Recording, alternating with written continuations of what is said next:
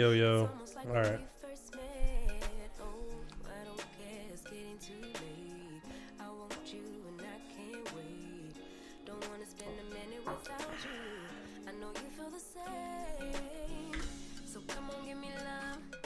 Show you how to move with my body.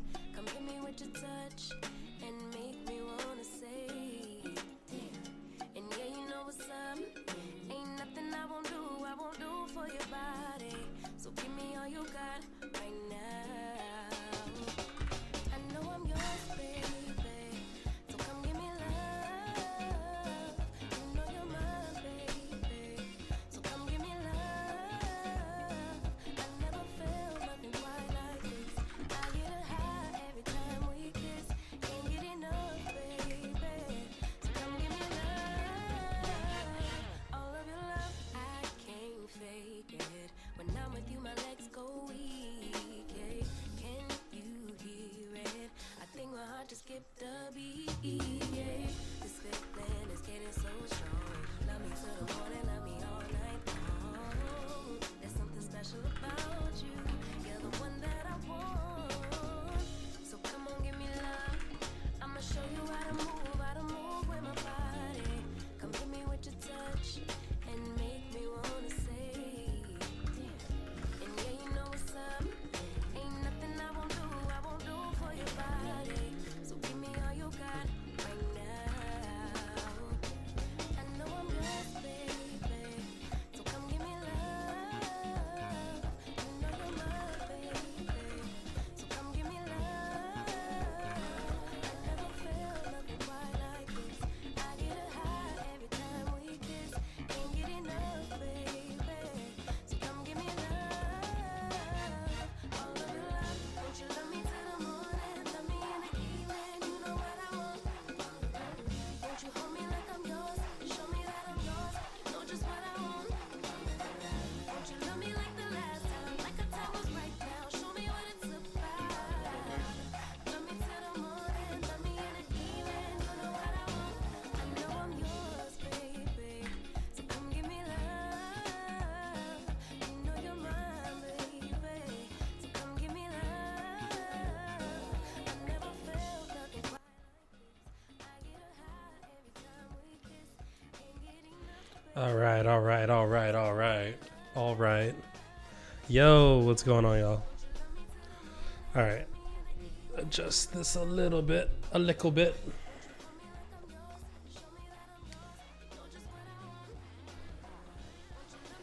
All right. So the plan. Make sure stuff is happening. Cool. Doing things. Love it. All right. So first and foremost, what's up? What's up, y'all? I might have to adjust the music. There's a lot happening, but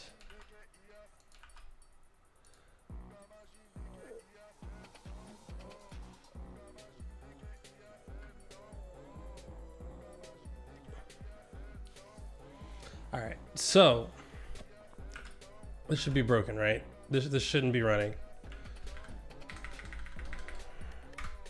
Okay, not running. Perfect. So now we've got some issues.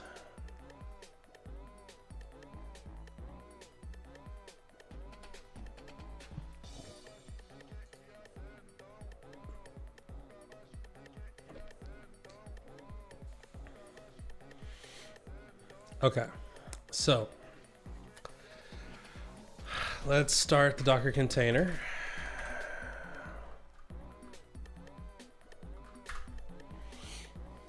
Cool. And then this is like the last step. Like once we get, for those that are wondering where we are in this project, if you've been following along, Patrick, yo, what's going on, Patrick? How are you doing? I hope the music isn't too wild and rambunctious, but we have been in the process of building this live demo for a talk that I'm giving on testing.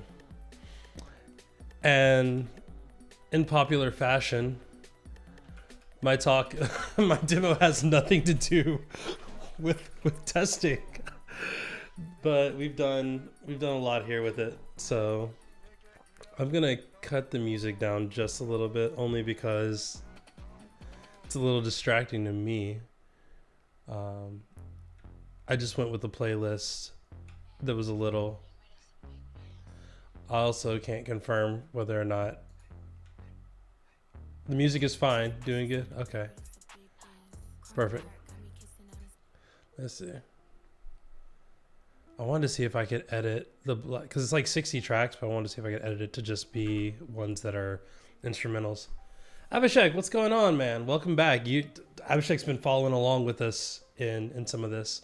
Dude, Patrick, I haven't talked to you in like a minute. Hopefully I'll catch you at one of these events soon. So this is the front end of this application now. A lot has changed. I think one of the things that is now working since the last time we did this was let's just do live streaming as give me some productivity advice on live streaming. So when we do that now, sorry, it's talking to databases through other connections, and those connections are very, very slow right now, and I'm not sure why. I think a part of it is, I forgot to remove that exporter. That's gonna be fun. Oh, that's right. We don't have Llama 3 inside of our container, so this isn't gonna work anyway. This is just gonna try to do stuff, and it's never gonna load, because if we go to inspect it, yeah, it's gonna get these errors here. I should probably actually test for that too and make sure that gets fixed. Let's just do our GitHub thing.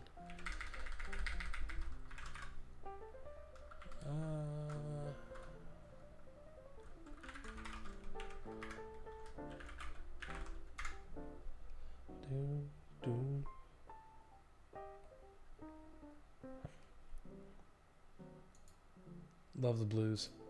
All right, so let's start throwing some issues into this, because I think we've got a few. Let's see. Olama not running in dev container, or not dev container, in Docker Compose environment.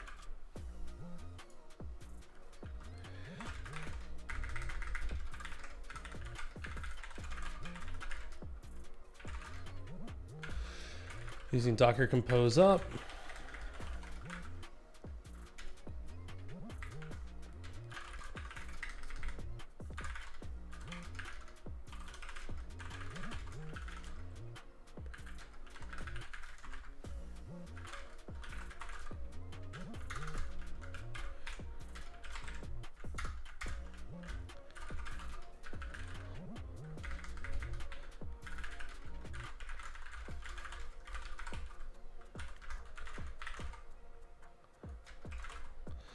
Okay, cool. We're gonna do that. First issue on this is it needs that. And that's gonna be a thing that I actively work on in this, mostly because it's a thing that I need to do. I need to get fixed so that I can keep doing some of the other tests of things. So, but yeah, as you can see, there's a lot more happening now in this, which is fantastic. Some design, we've got some fake ads, which, I mean, the ads are very real. If you click on them, they will go to like my personal stuff to support me, and also to keep my employer happy. But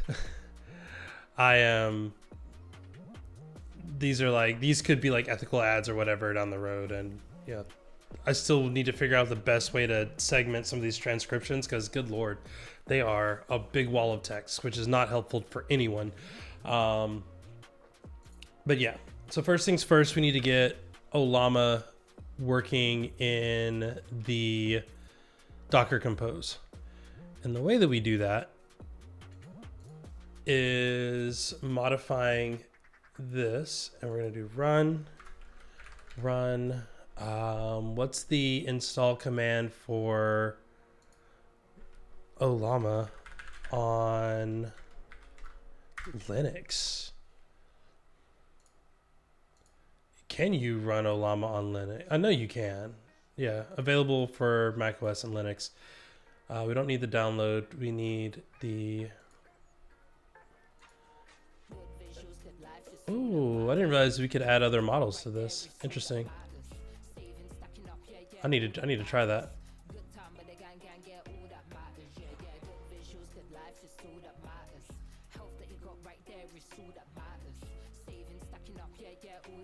Trying to see what the curl command is. Yeah, this.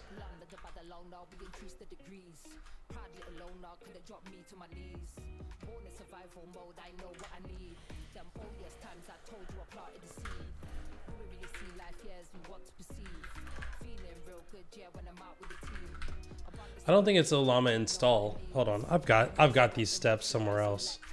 I can just check that.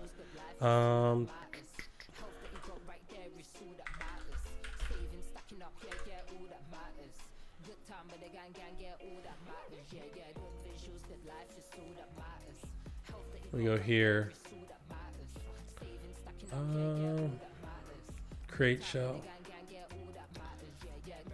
Oh, because it's a part of the features, isn't it? Yeah. Okay, Olama, pull Olama 3.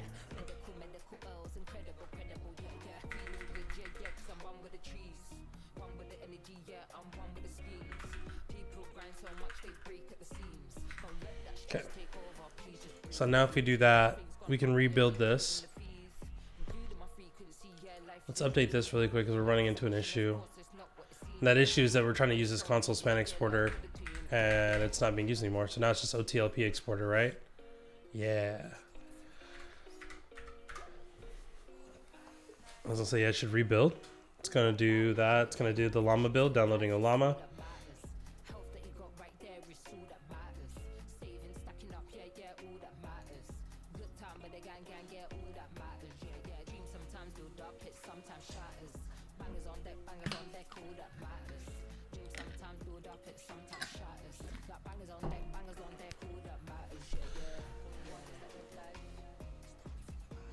I'm also very concerned about how big this model is getting because it seems to be slowing down.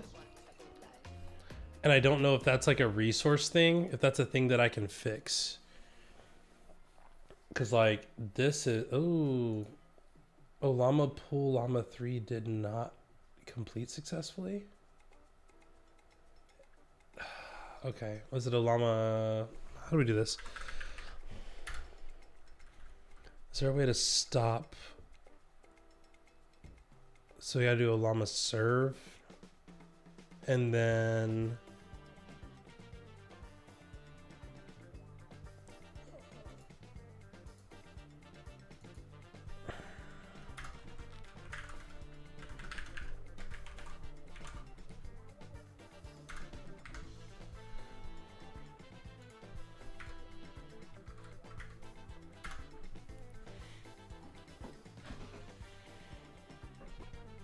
but what I was saying earlier was I'm a little worried that one, how do we get that running in the background?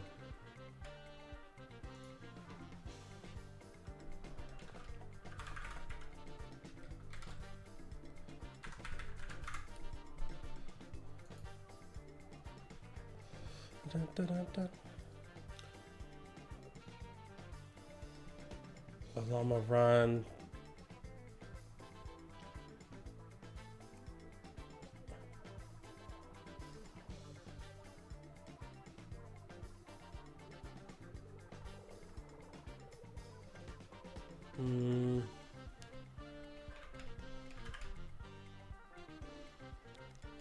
Yeah, this is what I was afraid of, is now that it's, I can't tell if it's still running or not.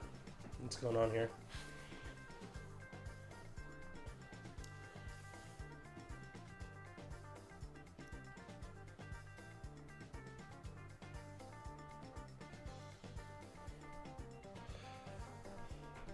Like, my question is it just running, or is it like Let's do this. Let's quit Olama. Let's open up a terminal and let's just do Olama serve and see if it just loads and like just keeps loading.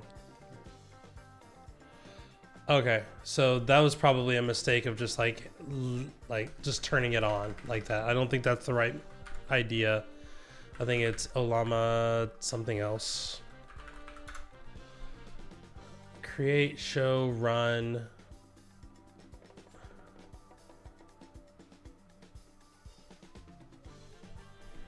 Okay.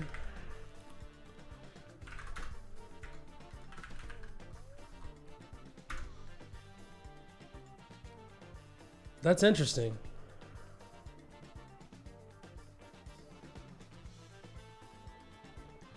Okay, so this is just gonna keep running like that. We gotta fix that. It's not a llama serve.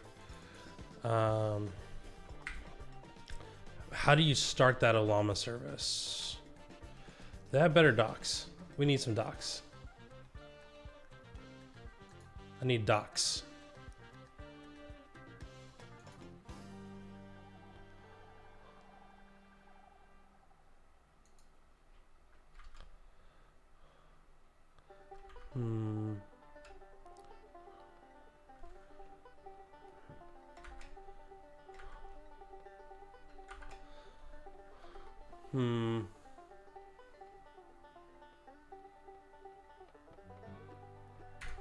What if you do like Olama serve in the back end, like Olama serve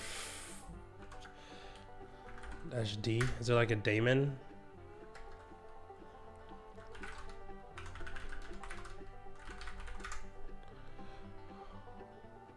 I know it's as a Docker image, but I don't want it as a Docker image. Run -d. No, that's for Docker.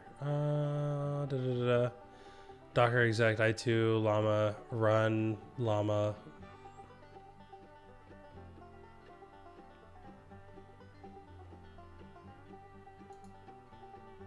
How are they running it?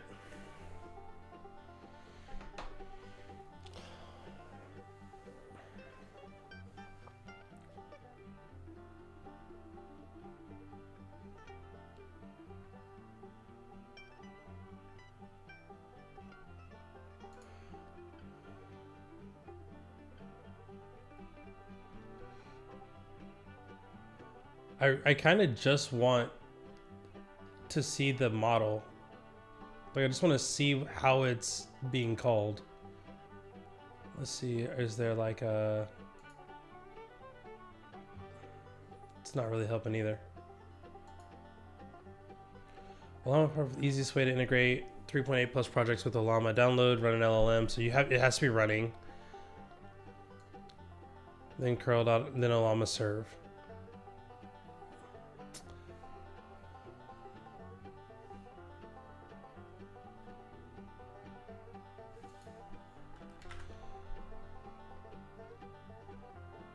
I love them recognizing that,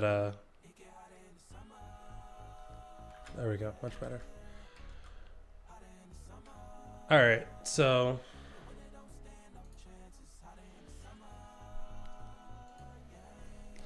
So how do we run this as a background task? I feel like I know this.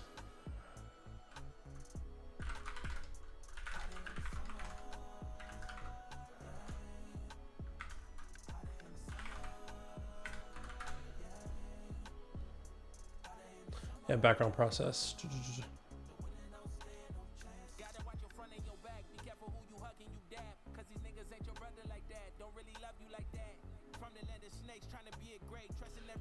Here's the run file while do run and done.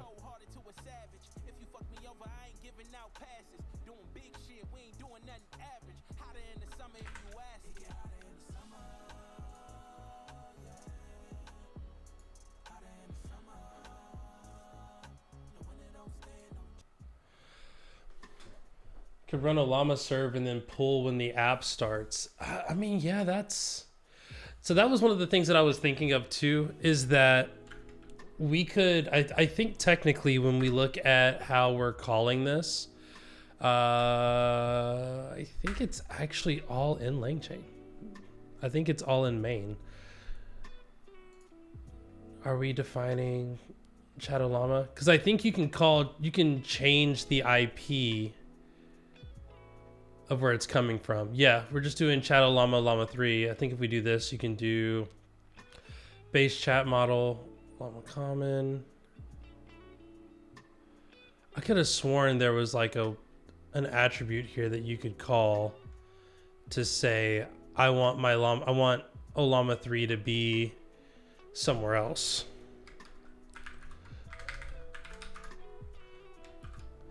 So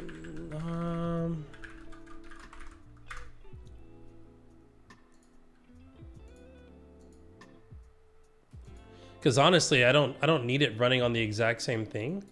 I mostly just need it. I just need it running.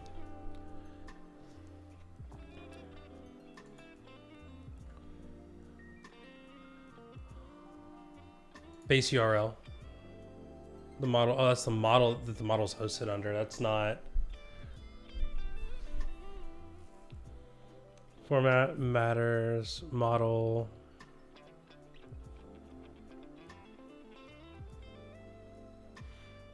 To invoke, and it has all the other stuff.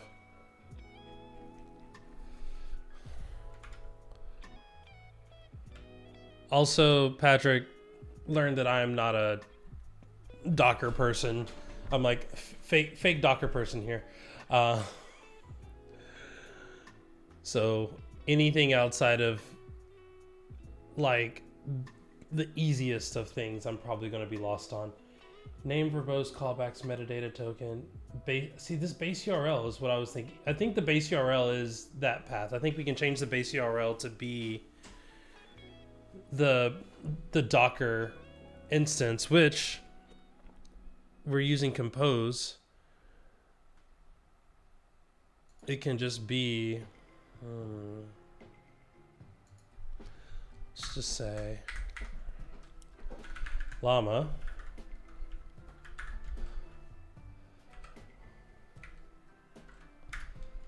And then the image is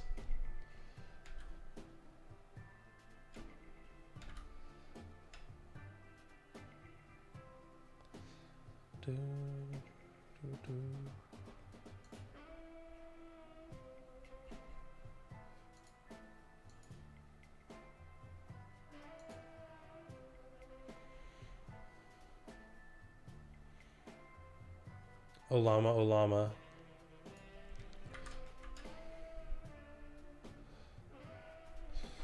Image Olama, Olama. The network is going to be the same network. So then we can just do this, and then we can say depends on. Yeah, we can build all those. So that way we know it runs last. Oh, I forgot to change the address. The address would be, let's cancel that. Docker file, let's just get rid of this, because then we don't need to do any of this anymore. And then we go in here. Now the question is, can I pass in that base address here? Base URL. There we go.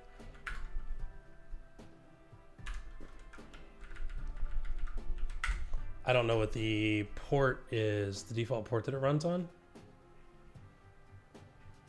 I'm guessing it would be the same, whatever the default port is here.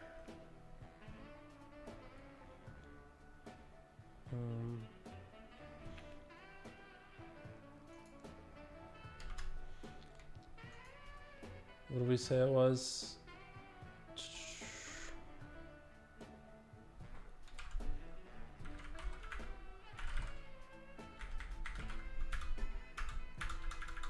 Do we not have a...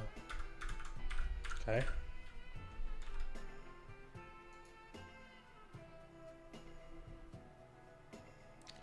$11,434.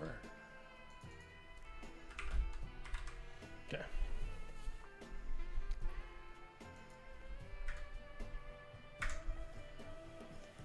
Because my guess would be now what it's going to do is it's going to first and foremost build that llama model, get that up and running, have everything set up, and then from there get opentelemetry up and running, then get Jaeger running, and then lastly then pull up the application. And then of course I should probably do the smart thing, which is like verify everything is up and running before I go and do a bunch of other wild stuff. But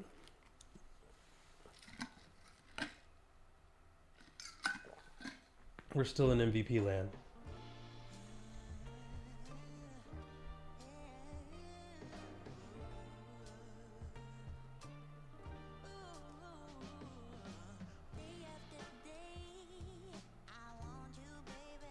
Oh, I just realized we needed a command. We need a command on that Docker Compose to tell it which models to pull. We should also make sure that that port is enabled. It's not 8080. It's, what port did we say?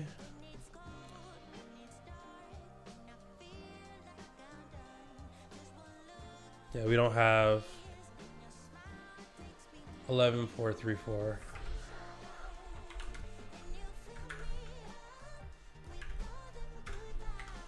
And then we want command, and that's going to be a llama pull. Oh, I should do.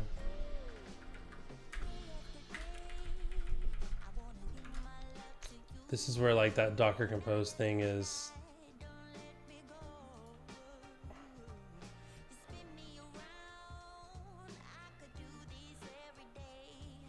Like I love that it's like we gave you this, but they don't really give you anything else outside of that. So I'm guessing we're just gonna do the pull on this.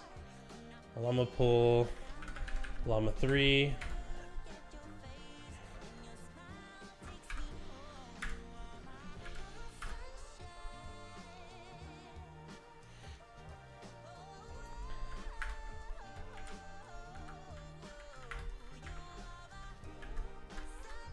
I love how it keeps wanting to do that Jaeger thing. It's like no, man.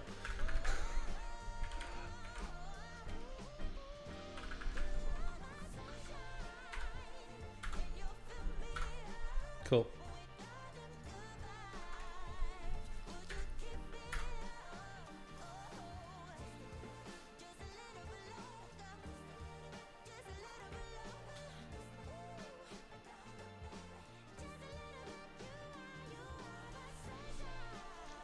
All right, well, let's see what happens.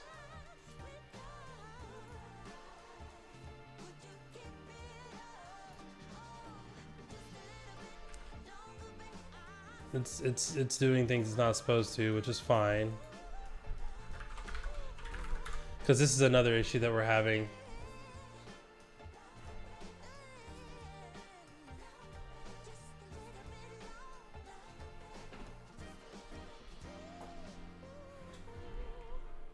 I need to give like orb stack way more resources.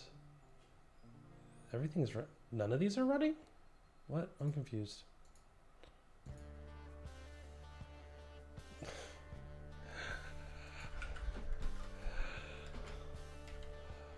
So wait a minute. App is running, Jaeger's running, Hotel Collector's running, and that's it. Okay, that's fair. That's fair.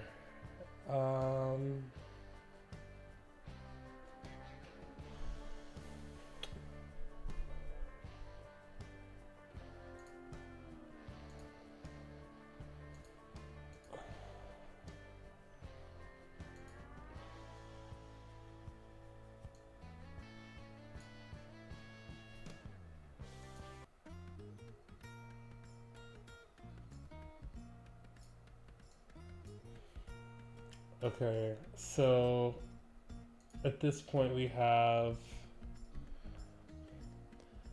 how is what?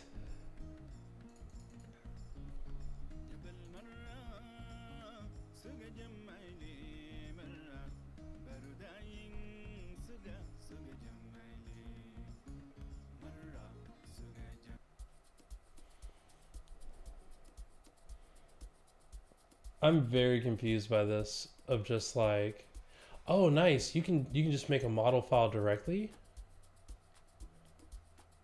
and then you just set the system here. That actually might be a better way to run this, because then instead of doing a lot of the context, you can just add the context directly in.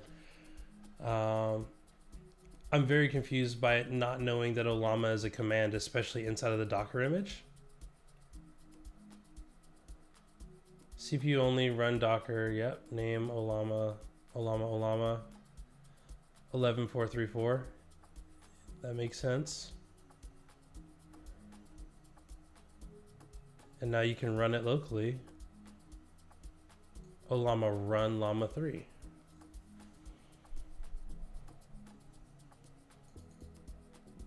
It's recognizing the command Olama.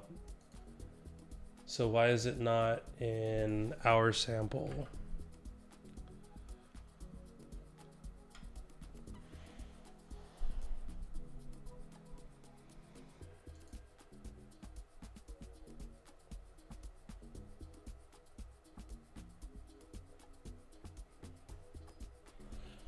I wonder if we can just do, let's do this, see if we can do,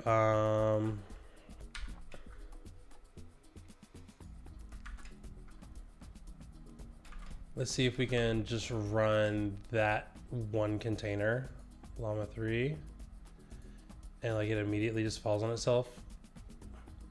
Unknown command, Olama pull llama 3. Okay. Can I exec into it? Oh, I can't exec into it because it's not running. Wait, which one is pull? Pull was that's the wrong example. Pull is the first one, which makes sense. Okay, so let's do this. Let's rebuild. We're not even gonna run it, we're just gonna build.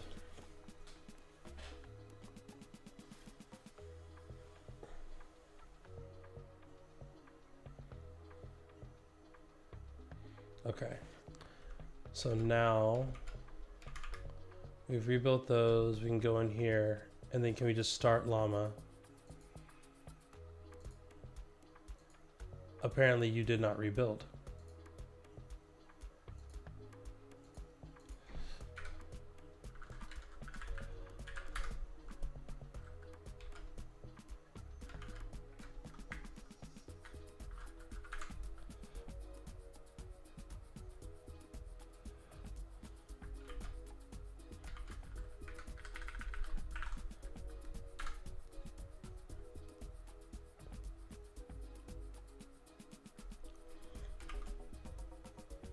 Okay, now llama's up and running.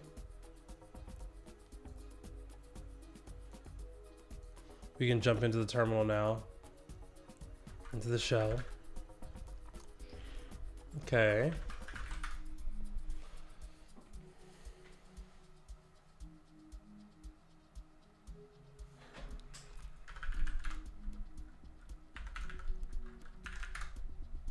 Oh, llama's there.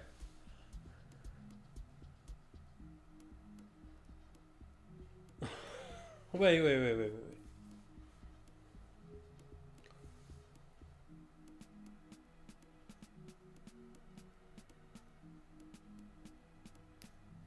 I'm very confused by this. Command runs after. Command's like the last thing that runs, correct?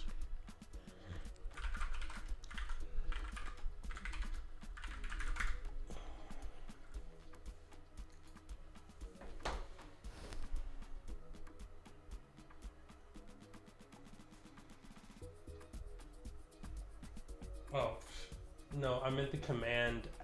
The command.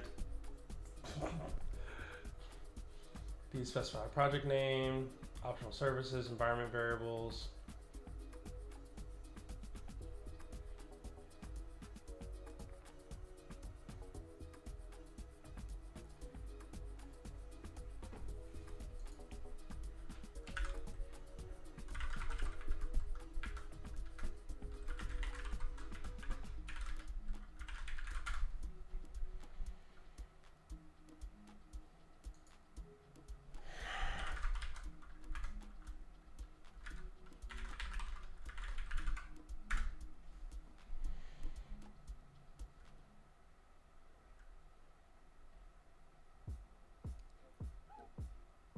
Executing multiple commands in Docker Compose.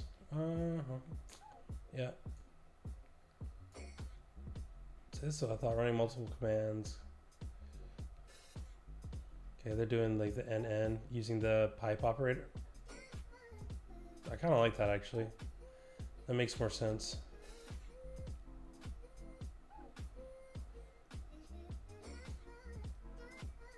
Okay, so let's just do the one thing first. Let's see if we can just do like Olama pull first.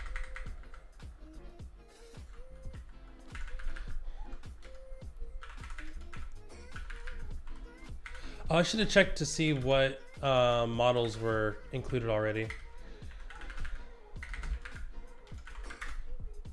None. Okay, good to know.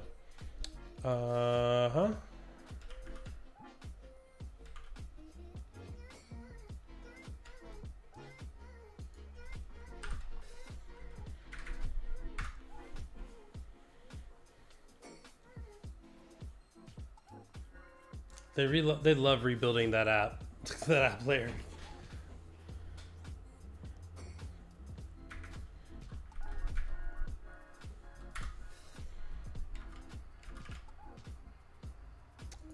And then Llama falls on itself and says, "We don't know what Olama is."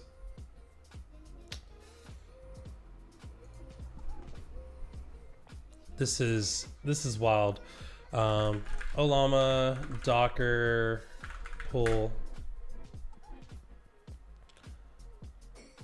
Okay, we're gonna look at other repos and go Olama pull Llama file docker compose .yaml. Okay, I didn't like the fact that I used file docker compose YAML.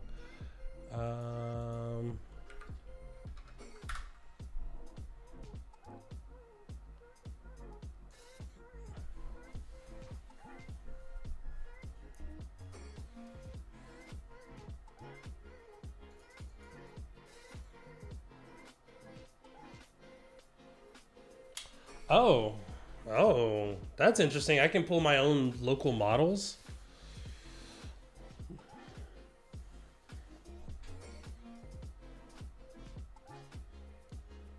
Oh, llama models. I wonder if that's like an environment variable that you can add. Default model llama 2. Also, this isn't the standard one, so can't necessarily readme llama.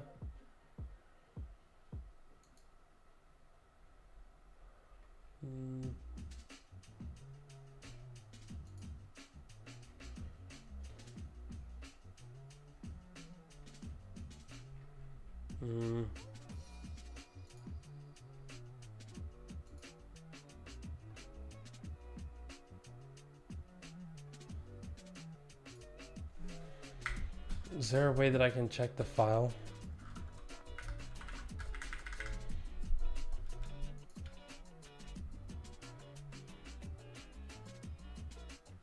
Language, name.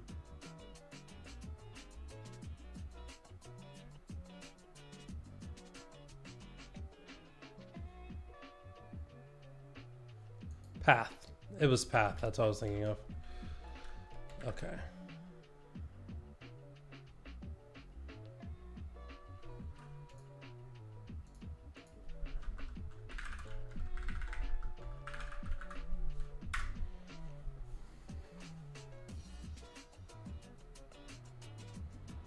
Volumes. Okay, llama, root of llama, right?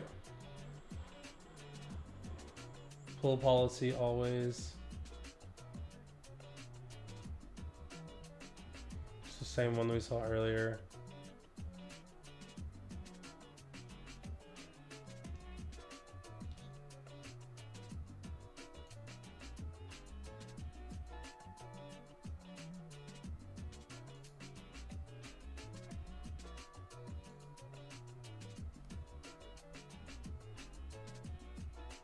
Hey Blaze, how's it going?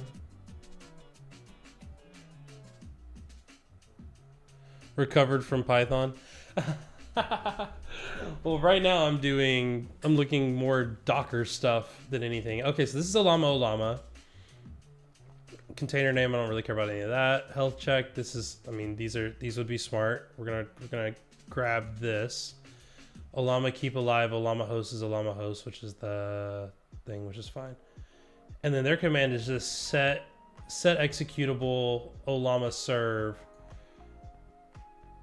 I wonder if this is the problem. Let me check this set executable thing here. This is what happens when you don't know enough Docker. You can only just be dangerous, you know.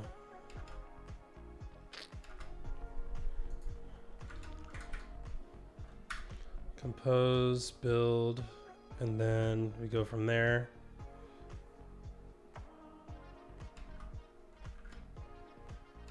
Okay.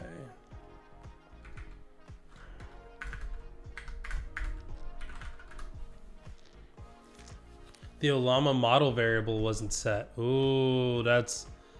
yeah, it's because we have it there, so it's going to be empty. I'm guessing it yelled at me too about that. Unknown shorthand flag C in -C. Come on, man.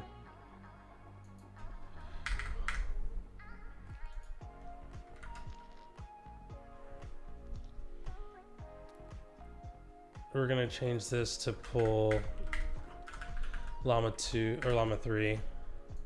I do want to try out Phi and all the other ones, but I don't know what the context around them are. So it's building, and then it should run. It's going to run. Llama failed again.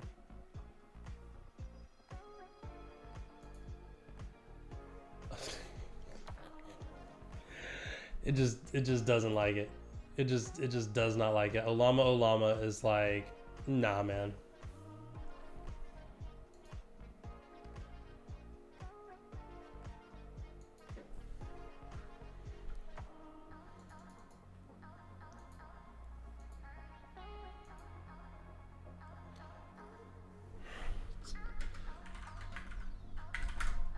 That's why everyone should know a little bit of Linux. Okay, that's just setting an environment variable. Oh, eh. And then we've already discovered that when we do this, it just says, I don't know what Olama is. You're thinking it's passing that string into the Olama CLI. Oh, so you think Olama is already running and not bash. And this is where I want to see this actual, like, I want to see the repo for this and not just like this. Because I think that I could see if I knew what it was running on the Docker side.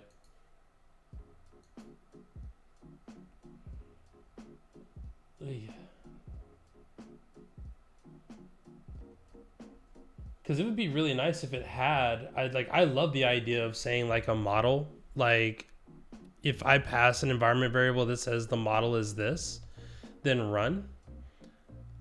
Okay, run update PCIDs, expose Olama host,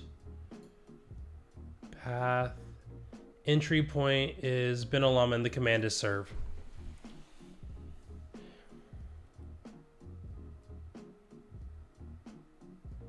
Yeah, you're thinking the entry point. Yeah, the entry point is Olama and then serve. Ew. So how do you...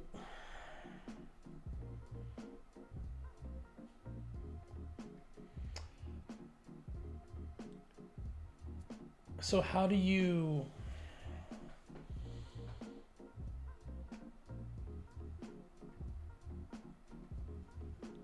I feel like this is one of those things where maybe I submit a... maybe there's already an issue. Let's see. Docker model. Let's try that. Instructor's not running. Seems the model's not correctly loaded. Olama built with Docker. How do I set the GPU layers? Oh, goodness. No one's answering. Great. Pull model without internet when run with Docker. What? When I run Olama, run Gem inside Docker, it downloads the blobs. It will download the blobs folder and manifest folder in the root models.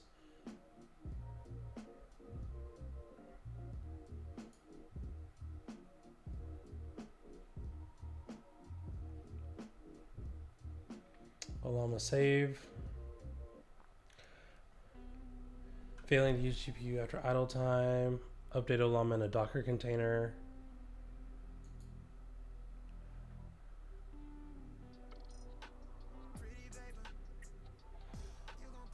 When you call latest, it's gonna give latest.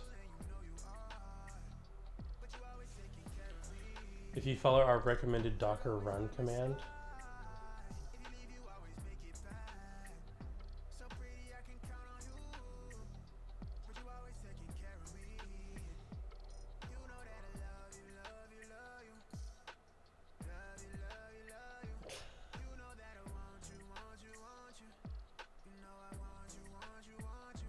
How many issues do I need to look for?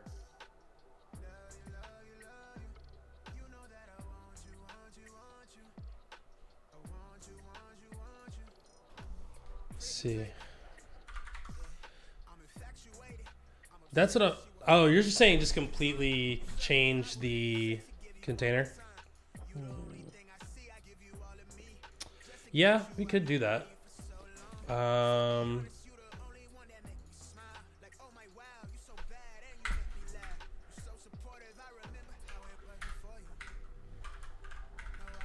Can you do entry point? Yeah, entry point.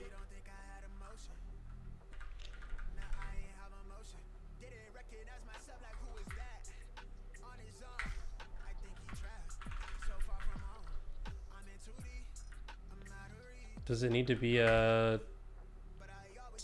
call like that? Okay, we're just gonna do this. We're gonna do, instead of a llama serve, we're gonna do a llama pull.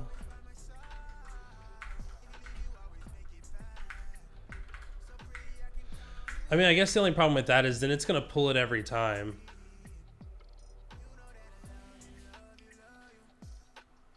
And I mean, that's like a several gig. Oh, I mean, it's Copilot. It's Copilot, and half the time it's wrong. I don't want to. Let's give it as much credit as it deserves, but it's not great. Olama pool. The problem with doing the Olama pool like that is, like I said, every time it's gonna try to pull it every time instead of just checking to see. And I think that this is where, going back to something that you mentioned earlier, Patrick, we can just let this ride, and then we can pass the model in.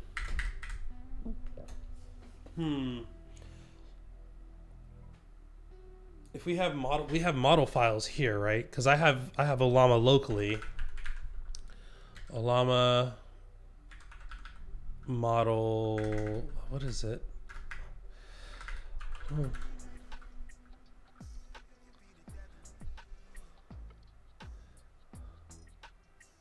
It's not that I want to list the model. Like, I want to list where the models live. Because what we can do is we can feed it. Like, we can set that wherever our models are hosted. Like right here, we have Llama 3, we have Llama 2. If we know where these are located, let's see.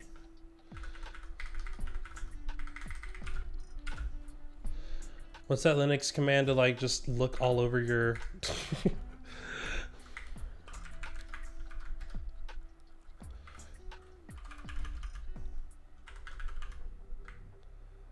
No, that's not it. Greed gives rise to selfish or wicked actions. We live in a world that seems to value the love of money more than any man, woman, and child. I'm thankful for the life of everybody that's here with me. I'm grateful for the love that they give me.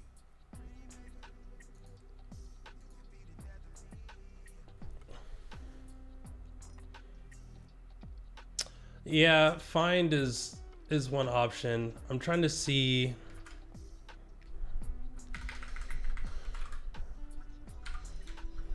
Problem is I don't know what it's going to be actually called. So then we start running into like that issue of like, fine, star, llama 3, star, something like that.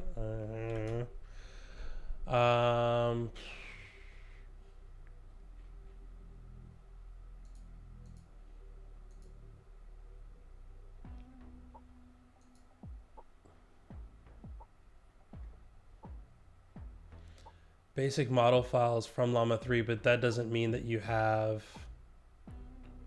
then have to then pull that model down.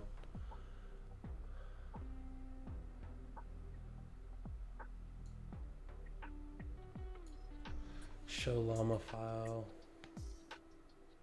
Okay, so this has the local one. Aha. So if we go a llama,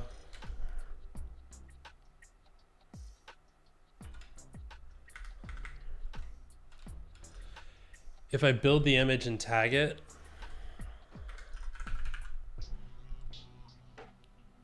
can I reference it in Docker Compose? I mean, possibly.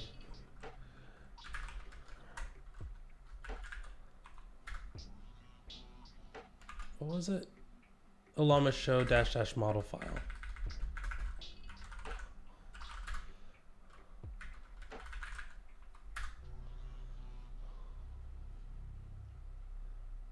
Oh goodness. This is what I was saying. Is like we could probably pull from here these blobs. I wonder if I do like volumes.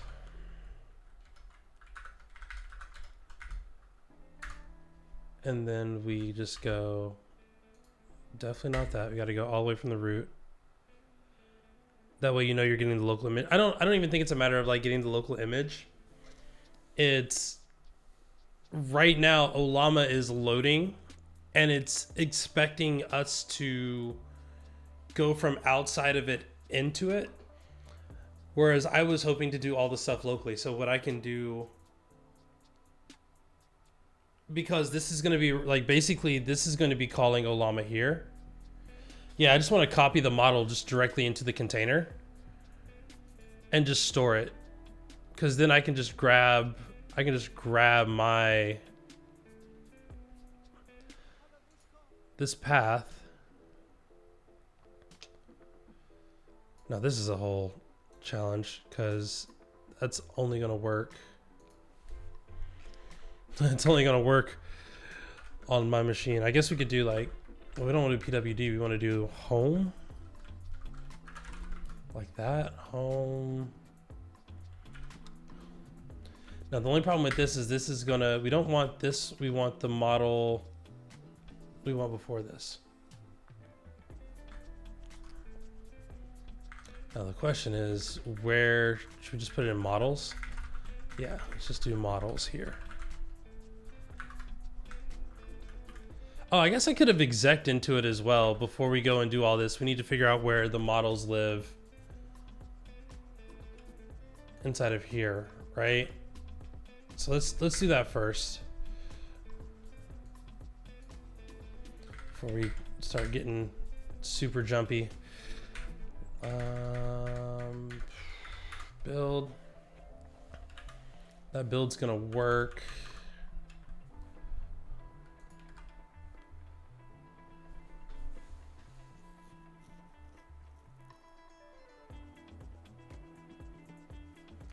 There we go. Llama's up and running. This does make me wonder about that Olama pie that we saw here. Because if we do Olama Python, I wonder if we can do, because it's served, right? It is served. We pip install Olama, we import Olama, and then we get the model. I don't want to do any of this other stuff. All I want to do is define the model. I don't want to stream responses. I just want to create, yes, this. Not even that. I don't even want that. Pull, yes, this. And then list if lists exist.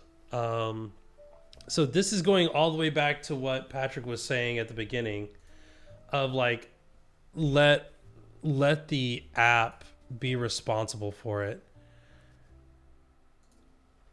So Patrick, yes, you were correct, and I'm sorry for ever doubting you. We can do, was it on entry or on startup? What's the command? It's like app on event startup. There we go. Async. I never understood the async await thing with Fast API, where like everything wants to default to async await. We can just do somewhere right there, I'm guessing, is import Olama. Rough, you're gonna come in clutch later and clean all this up, and then we'll do Olama pull llama 3. Now the challenge with this is we got to do, see, llama is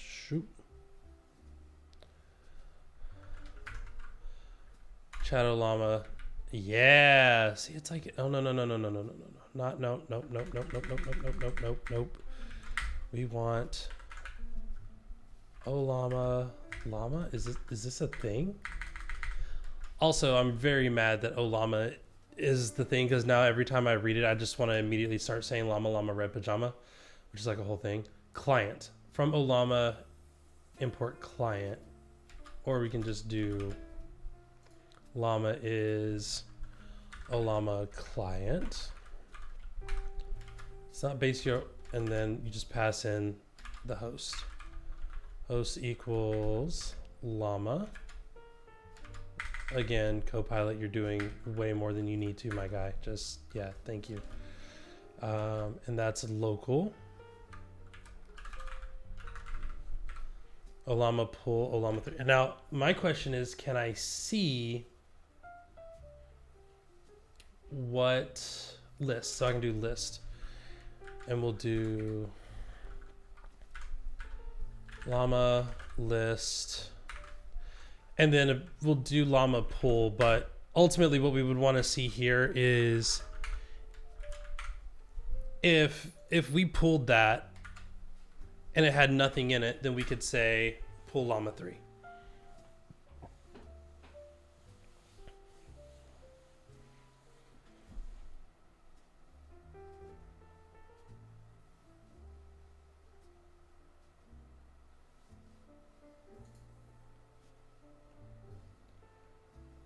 Oh, I should also add Olama to the requirements here.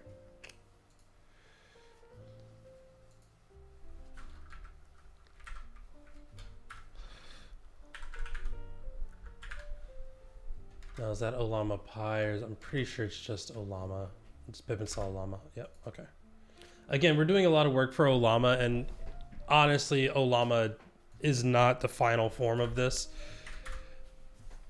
but this is good to know. This is good.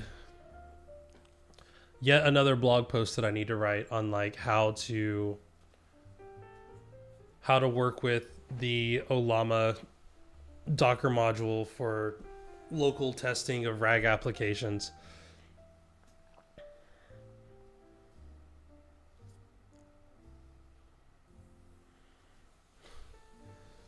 It's got to reinstall the requirements because we updated the requirements file. Yeah. Which is fine.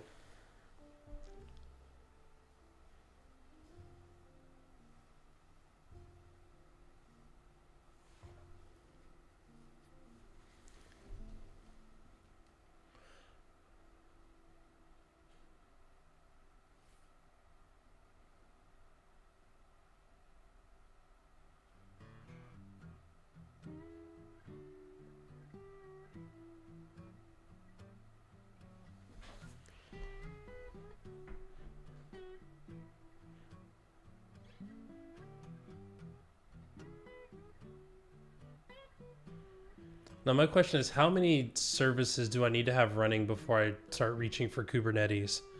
I honestly don't know the answer to that. Okay, so see, now we see this models here is empty, right? So we could check for if list dash models is wrong, like is empty, do the thing. Now it's downloading. Looks like that download is happening on the local system too. So, or sorry, it's like it's downloading it inside of Llama. It's not downloading it inside of, we'll jump into the terminal in a second on this. 47 100 megabyte parts. Good Lord.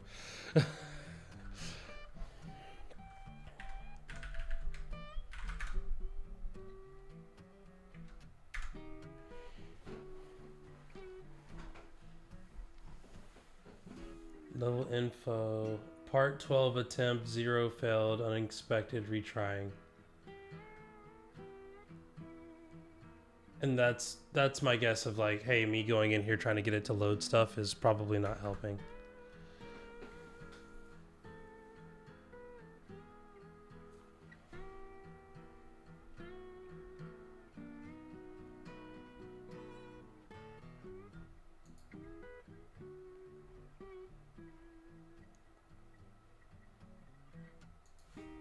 Let me stop messing around. I'm gonna stop this.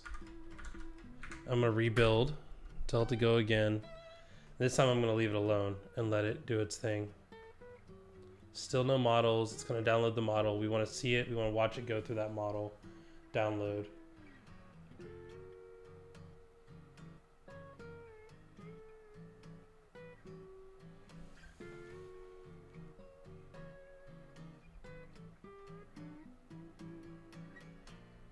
That's not good.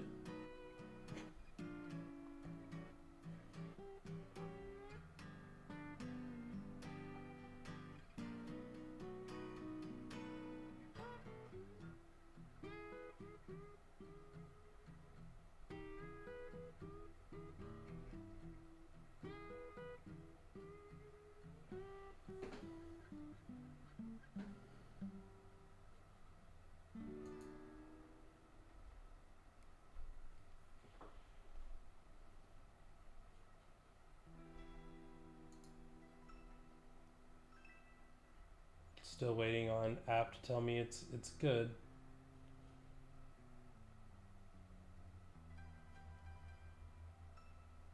We could actually make this.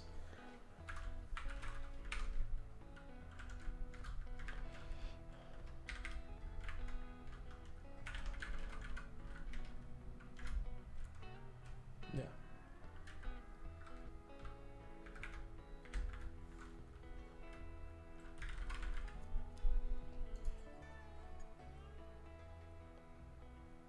Now my question is, it seems like it only failed one time, but we have no way of knowing where it is in this.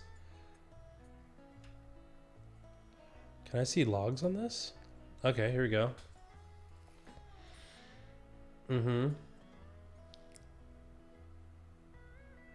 I need this to be like way more verbose. Because I'm excited that it's trying to do the download here, which is fantastic. But it seems to be stuck on loading this ever since. And it hasn't updated. So I have genuinely no way of knowing where we are in this process.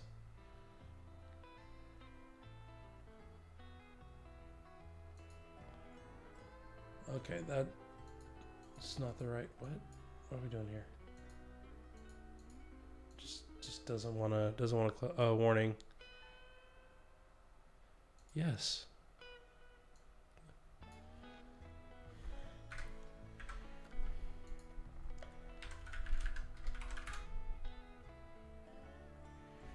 I mean, it's doing something other than, oh, it's still downloading.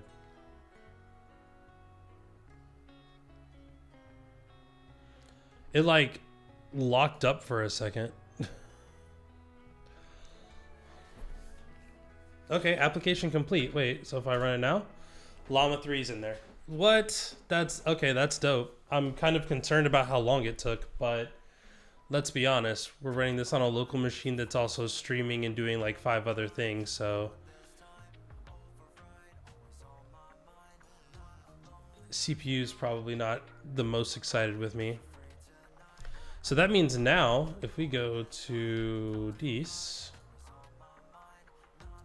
again, I don't understand why the CSS wants to just vomit on itself every time. So that's not correct. So now if we say, telling friends thank you. Now the question is,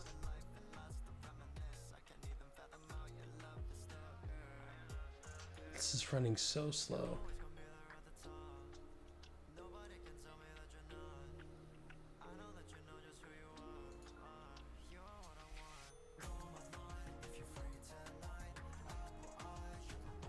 It's not supposed to be like this. This is all wrong. Okay, so now I want to inspect this. I want to see if it's actually loading. Console. Okay, we don't have any errors yet, which is good.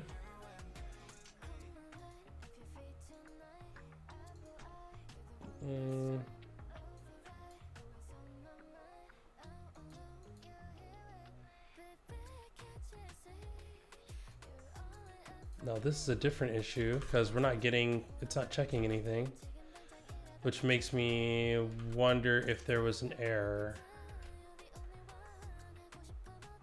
Llama runner started. Okay, no, it's doing stuff. It's doing a lot. Definitely want to suppress the output on that.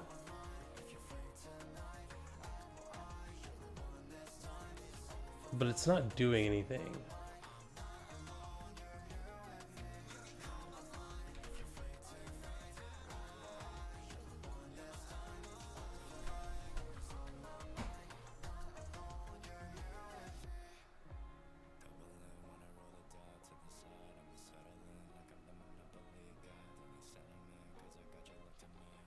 I mean, it's clearly doing a thing.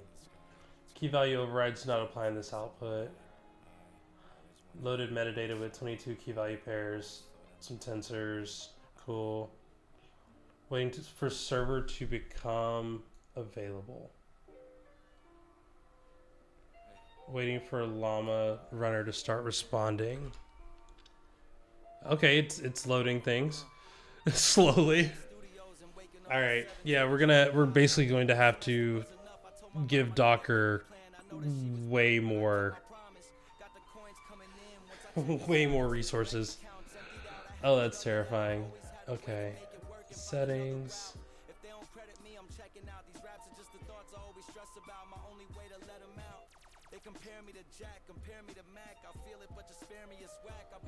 Just all the CPU. We've given it no limit on the CPU. That's not terrifying. Oh, it just crashed because I told it to restart.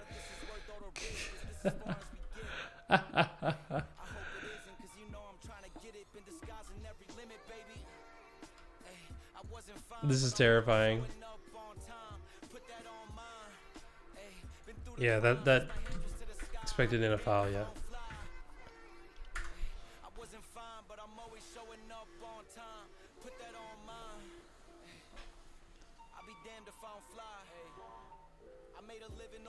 Okay, so I doubled the amount of RAM that it has available to it.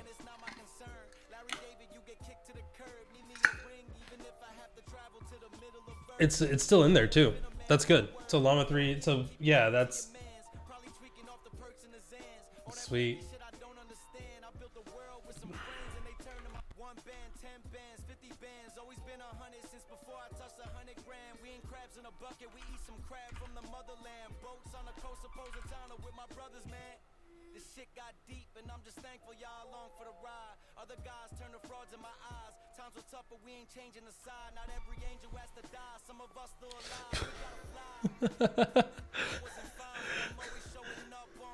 I hope the stream is still alive. It looks fine. Things look fine currently. Things are not loading very quickly.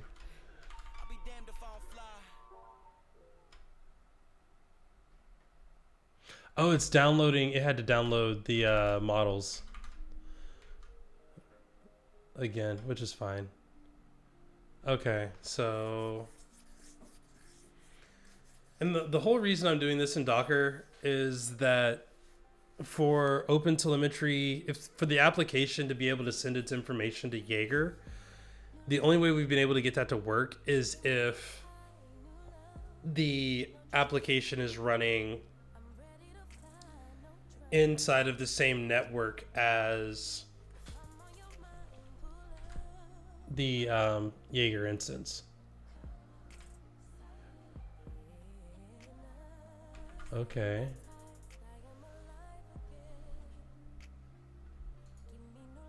Trying to see the event. The event should have taken off by now. I do see AI query search. I got a 200 status, so it made a connection.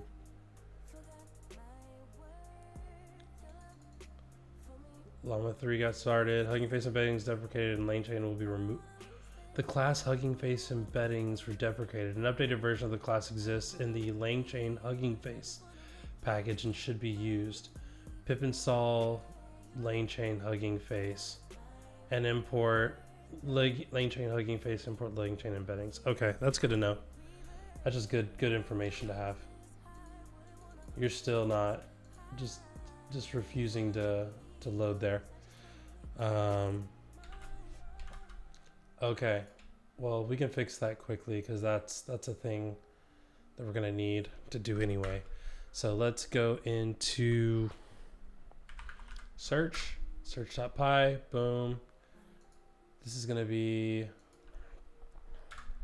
let's say from lane chain Hugging Face.embeddings, import that. Let's go with that there. This isn't gonna change anything that we're doing here. This will just keep running. This is like still not running. That's a little concerning how slow that is. I'm probably gonna run this locally anyway when I give my talk, just because I don't need all the opentelemetry stuff. This is all just like extra added sugar onto things.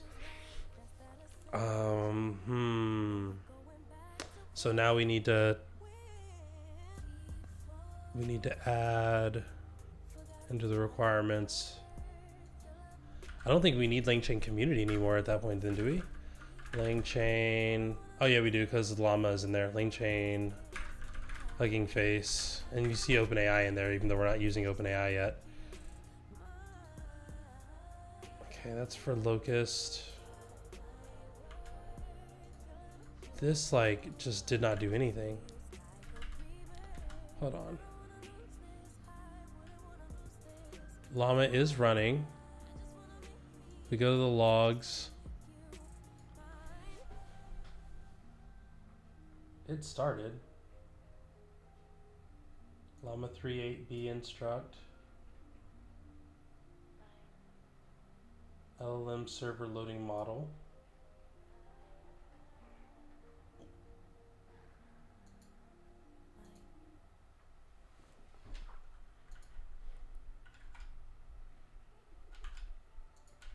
Okay, so we don't need to really mess with this at the moment. I think we've fixed that problem of having llama locally, even though it's not good. Again, I don't understand why this is doing this. This is kind of annoying. Yeah, it's kind of weird. It's funny when it's ran locally, it doesn't look like this. Okay, so OpenSearch is still talking now, which is good. All the connections there are good. Do we have access to Jaeger is the question. That is one of the big tests that we needed. We need to be able to go to localhost 16686. Jaeger is up and running. We have both services. Conduit AI transcription. 20 results. Hey, now we got traces. That's what we wanted to see.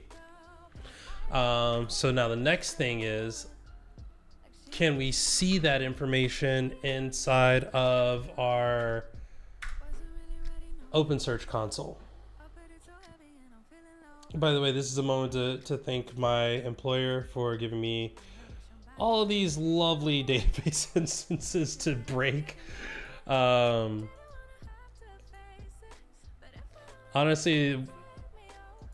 it makes it a lot easier not having to do the Docker things for all of these services as well, and then let those be the bottleneck. Okay, so we can go to dashboard management now. Actually, let's go first. Oh, we can do dashboard management anyway. We need to do index patterns, create an index pattern, default data source. Yeah, that's what we're looking for. Now the question is, we need Jaeger span.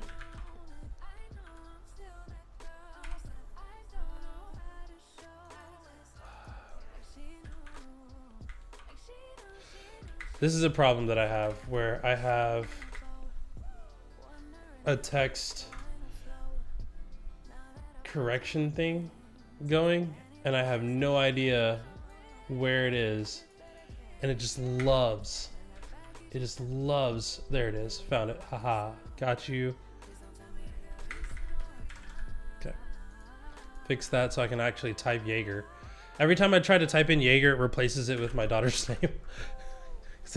They both start with JAE, which is annoying. Okay, so I think we want the span information, right?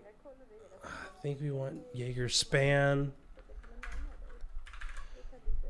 And what this is gonna do is gonna give us, yep, time filled, start time millis. And then now,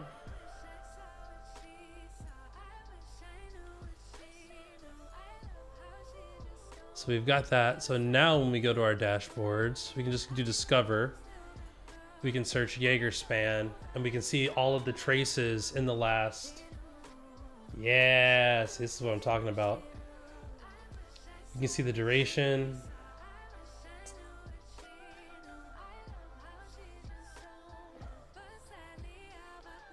I don't think this is the right one. So maybe I need Jaeger service. Let me see if I can do a quick search for 200. Okay, no, status codes. Okay, so yeah, we could do tag.http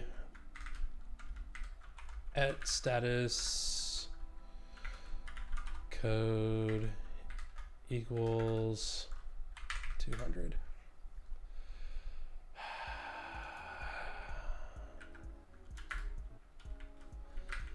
This is this thing where I haven't done this in so long.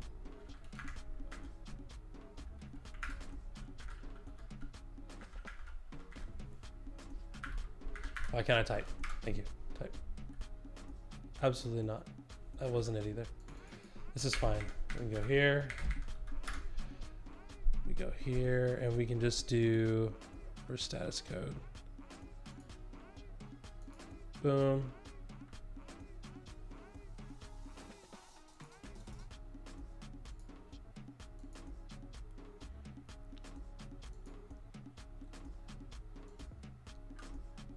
Okay, is that not what I did before? Yeah. So yeah, we could do that. And now we can quickly see that. So now the next step here is to go into, load this back into our Ivan console here. How many of these do I have open? Only one? Okay, good. Go back into here, look up our Grafana instance.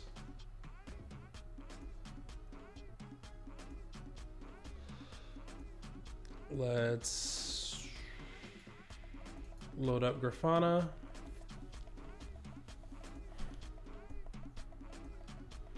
Actually, before I do that, I need to go, well, let's go ahead and log in.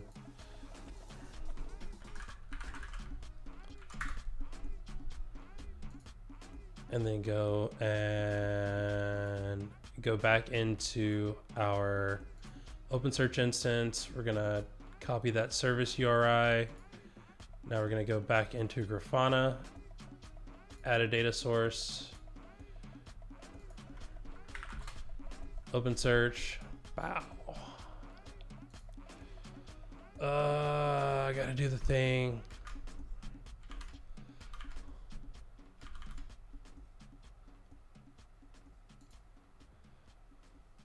Let's copy these. Go there. Go there. Allowed cookies. No access. Server default browser. Basic auth. I believe it's. Yeah. I'm sure we could do a thing with certs, but I have no clue. No clue on that. Cool. Really quick, I want to see if there's a direct integration into visualize service. Okay, that's just visualizing the actual service data in Grafana. That's not actually like doing, that's visualizing the actual server, not the details of the server. So that's fine. Let's go back to our overview. Let's go ahead and copy that password. I'm going to test if Grafana. Okay, I'm just checking before I go in.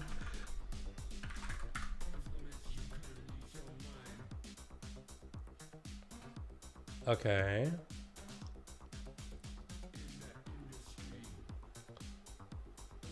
When the connected OpenSearch instance, the configuration version should be updated. The plugin uses the version below. Okay, so they've got pattern. Ah, okay. I see what you're doing here.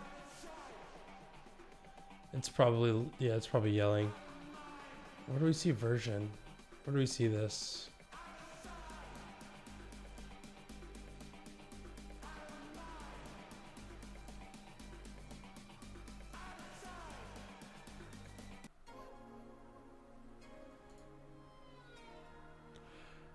Okay. That means now we should be able to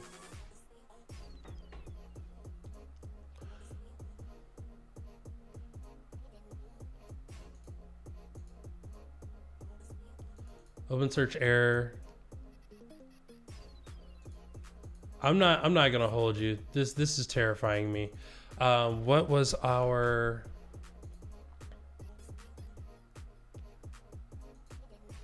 I need to see the dashboard again.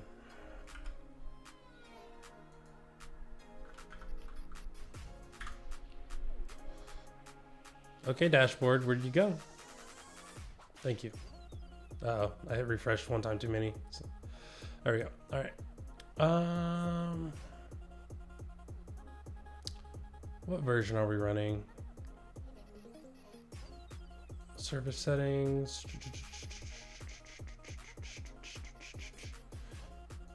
2140.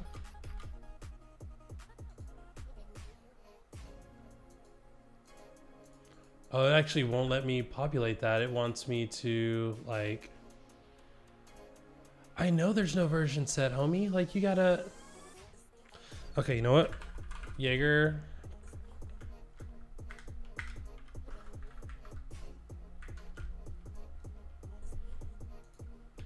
So it's looking for a specific index instead of an index pattern. That's fine. We can go to indexes. Let that load. We're gonna go. Oh, Jaeger span. And what we want to also do, by the way, we're gonna go into locust. So I have a locust file here, so we can just hammer this thing. We're gonna go self client. We're gonna go episode 1, and we should get an error on that when that runs, which is good.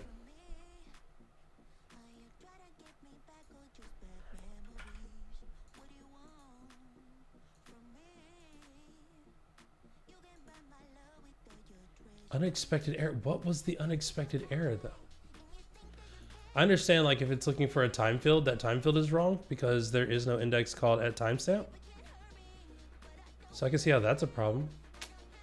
No.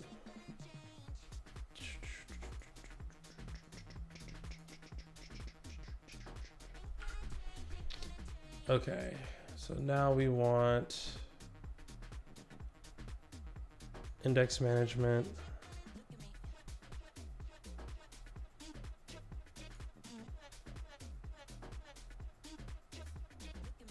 Oh, wrong one. Jaeger span. Mappings. Logs timestamp?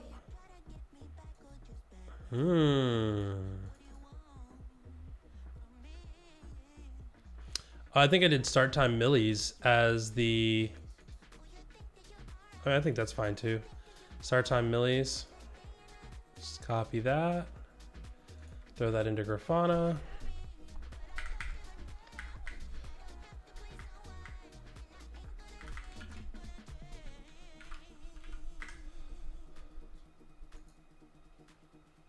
Unexpected error. Add links to existing fields.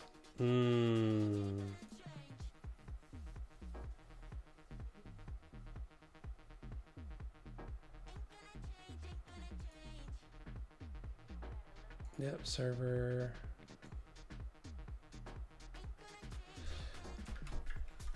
That doesn't have the port number on it, which makes me feel like that's part of the problem as to why this isn't working.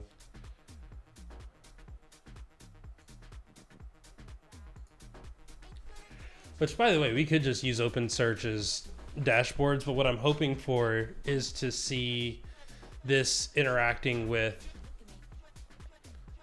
Okay, so this is 443. Oh, that's interesting. Oh, 23407. This is the... I think what we want is actually that. Since we're giving it the username and password.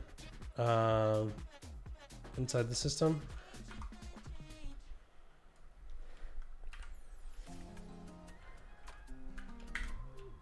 Yeah, see, they're doing the whole call here.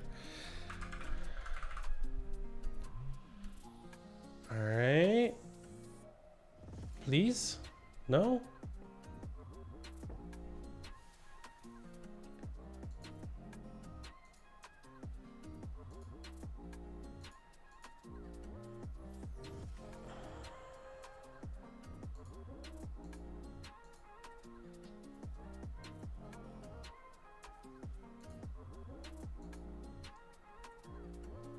No, okay, so where do I go to see my existing data sources? Administration, data sources, boom. We have 2 of these. We don't need 2 of these. This one isn't defined. Let's just delete this one. Yep. Open this one. We're gonna call this.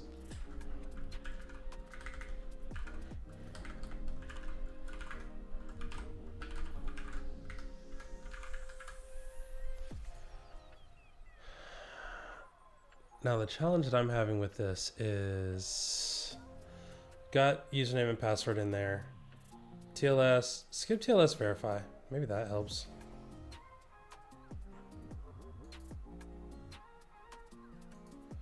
I know there's no version set. I know. I understand. There is no pattern, maybe. Unexpected error. Start time millis. Still nothing. What if we do log dot timestamp?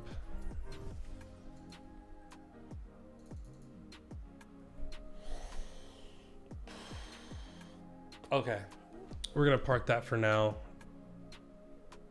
We were able to do one of the things, which was at least give visualization into Discover, and we could just do a dashboard in here. Long term, the reason why I want to do more stuff is I want to be able to, here we go, line chart, Jaeger span,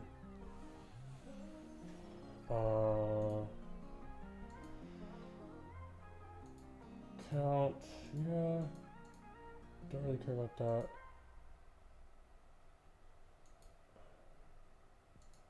Finally get paid for the get down. You can't tell me shit now about time. Do you know how many lines I done put down?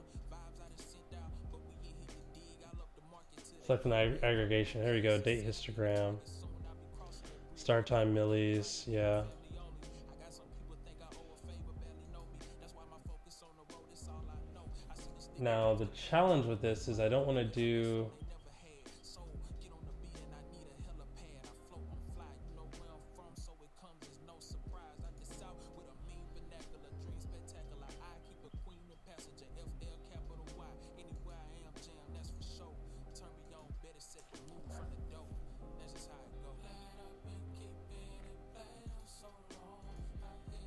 I mean, my problem is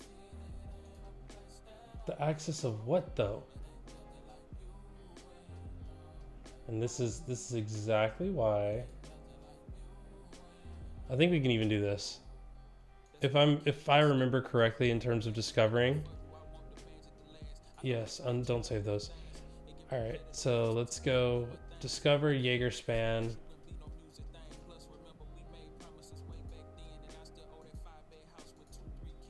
Oh, wow, has it been that long already? Last 15 hours, there should be data. Okay, there's data. Okay, so we got this. Now what I want to see is, we've updated our locus file. Let's restart locus. And we go, for host is localhost 8000.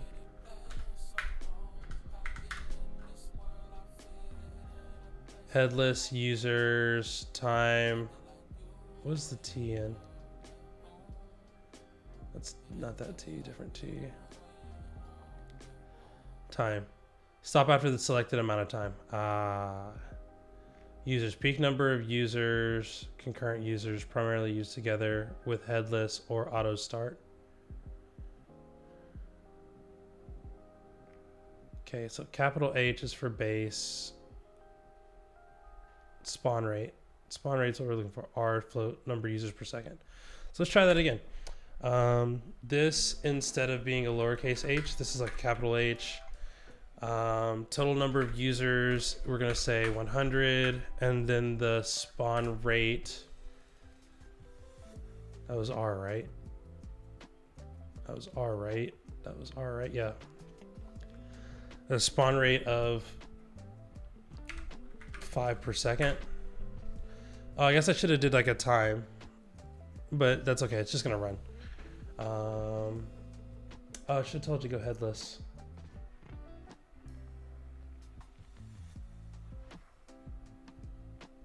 How do we tell it to be headless? Dash dash headless. Okay, now the real question is, we should be getting here. Oh, we're not getting a request submitted, which is interesting. Oh, we were. Headless. Okay, ramping up. Here we go. This is what I was looking for. Okay, so now we're running. Whoa, episode 1 should fail. We don't have an episode 1. Oh, wait, we do. Because it's based on the ID. Ah! Okay, that's fair. That's fair. Interesting.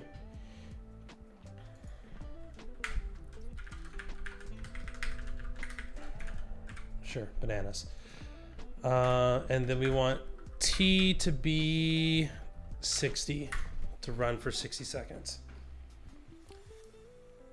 Okay, let's say I better see 18% fails or 100% fails here. There we go. So now we're hammering our site. It's running, it's doing things. We should be able to come into Discover.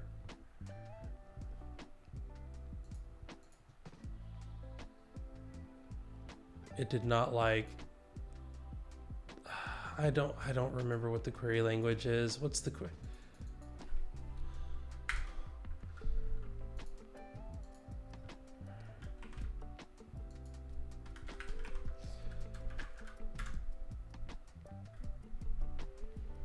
Popular field. Yes, I know.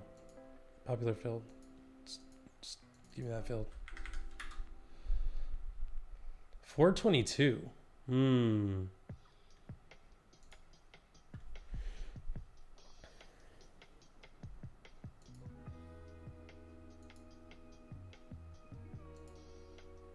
Yeah, this is what I was trying to figure out. How do we do this? Okay.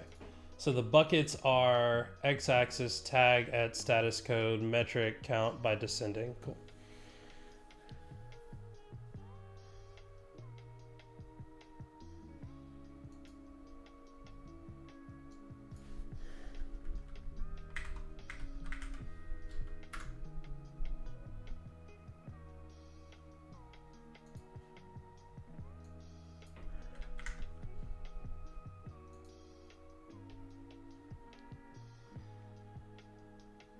Okay. So it's just giving you the most popular terms there. So like this is what we were wanting to see. So like we could see what the actual things are. Now, is there a way to... Yes, I know visualization's great. That's all fine and dandy.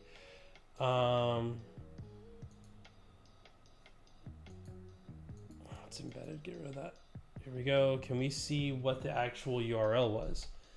Operation name. Operation name is 1. What else do we got in here?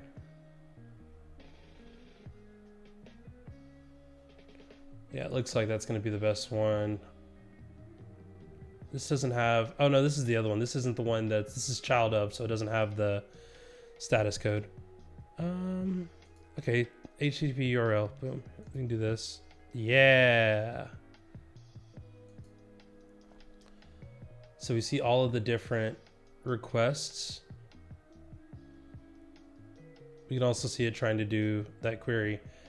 So now we're bucketing by this. Is there a way to...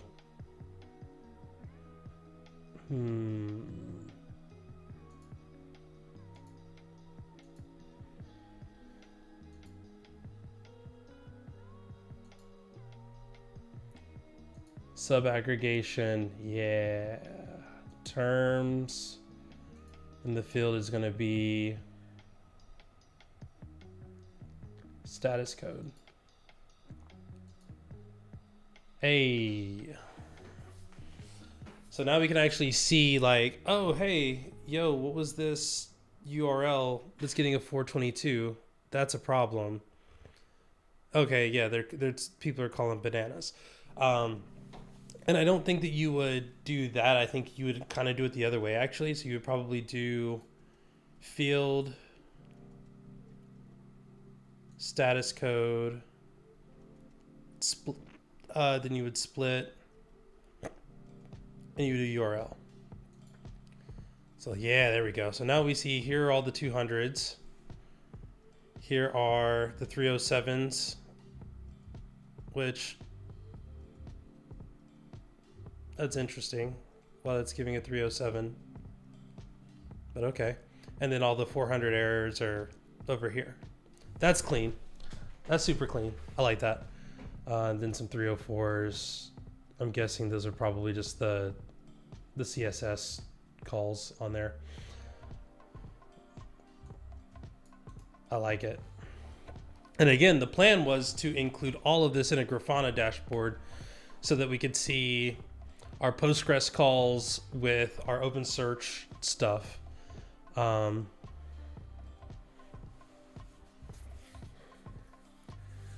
I'm digging it. So now we need to write tests. I know the thing that everybody came here to actually see, me writing tests. Unbeknownst to most people, I like writing tests. Said no one ever. He said worried about people questioning his mental health. No, that's fine. Import PyTest. Hey Chris, good to see you again. It's going well. Stuff is up and running. We've learned really quickly that my computer needs more chutzpah, I believe is the accurate word, so that I can do things like I want to get something on checking email and then actually have the AI portion of this work.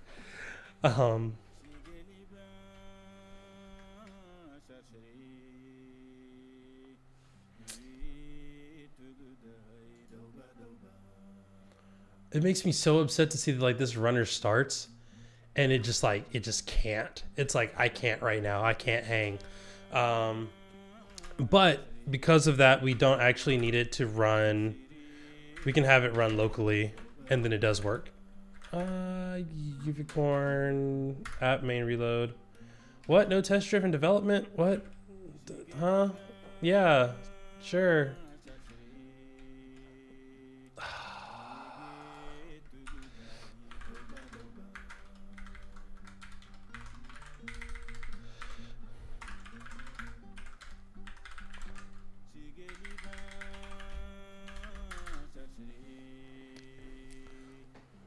Do its things there.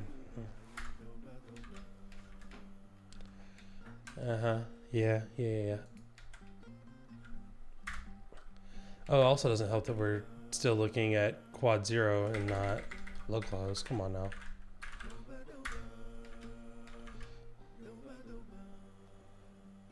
Waiting for application startup. Get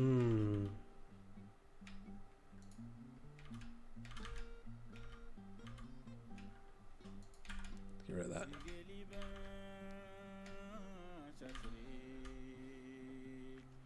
So I think what we need to do to speed this up is, oh no.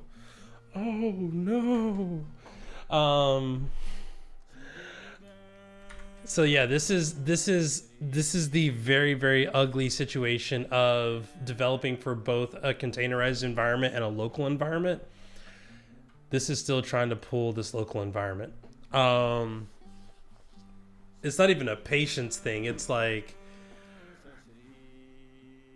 it's looking for an instance that isn't running. This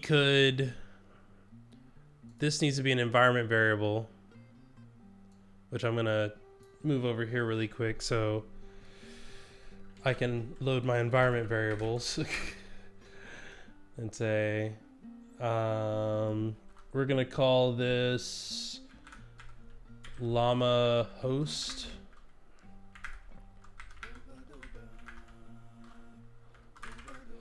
Oh, I wonder if we can do like a get and then just default to local, and then we can set the environment inside of the app itself.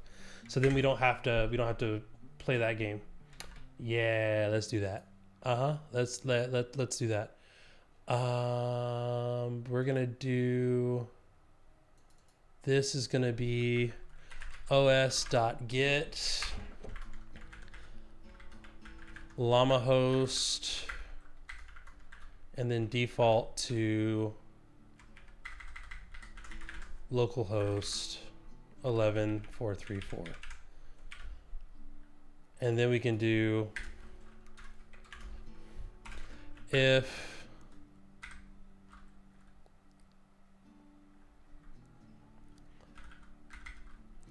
llama 3, we still need to print that model here,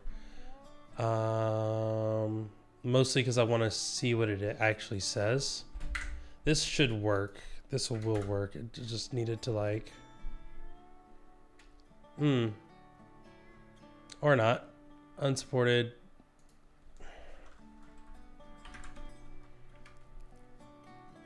Oh yeah, would also help if I could type correctly. I don't have OS imported.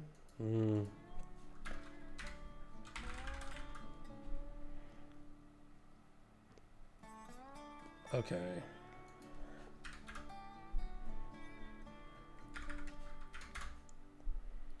I just want to see this. Oh, it didn't finish loading. We need another there. That got saved now. Okay, so we stopped it. Name llama 3 latest. This is what we're looking for. So then we can say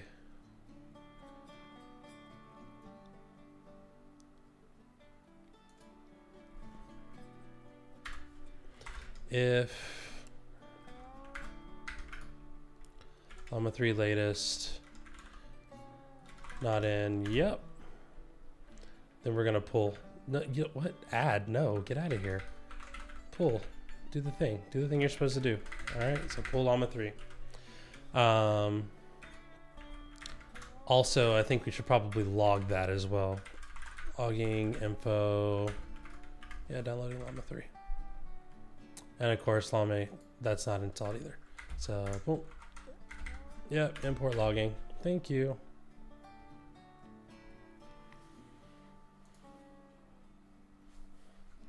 So now this should run as expected. Boom. All right. Waiting for application to start up.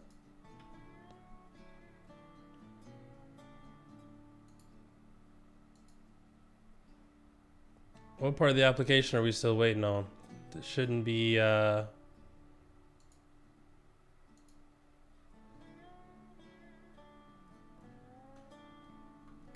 I supposed to do something else here? Okay, hold on. Fast API. Startup. Lifespan events. That's what I thought. Fake answer to everything model. That's kind of funny. That's a lifespan model. That's not what we're looking for. We're looking for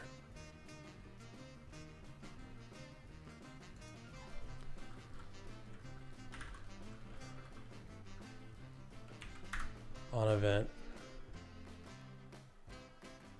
It's deprecated. Use lifespan. Okay. Well, what? I'm so confused. I'm so confused. Alternative events. Okay, deprecated. Okay, so what lifespan events? Async context manager. Lifespan of the app. I don't want the lifespan of the app. I just want it to do the startup thing. Okay, let's learn about lifespan events. You can define logic that should be executed before the application starts up. This means that code will be executed once before the application starts receiving requests. The same way you can define logic that should be executed when the application is shutting down. Because this code is executed before the application starts taking requests and right after it finishes handling requests, it covers the lifespan. Lifespan will be important. Okay. So let's, machine learning models, you want to handle requests. Yeah, that's right. The same model is shared among requests, so it's not one model per request or one per user or something similar. Let's imagine that loading the model can take some time because it has to read a lot of data from disk, so you don't want to do it for every request. You could load it at the top level of the module file, but that would also mean the load model would, even if you're just running a simple automated test. Then that test would be slow because you have to wait for the model to load.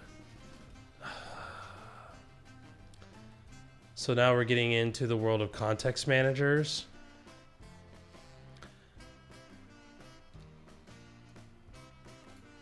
Oh boy.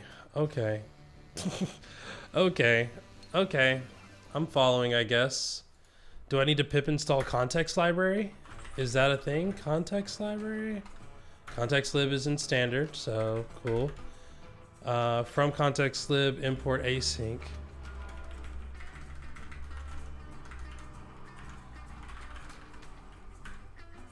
Async context manager. So we're not doing this anymore. We're just doing async context manager. Yep. Cool. Good call. And then now we're doing define lifespan.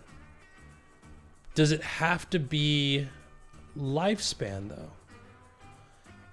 Like, that's what I'm confused because it says that it's important. The first thing you notice is that you're defining async function yield.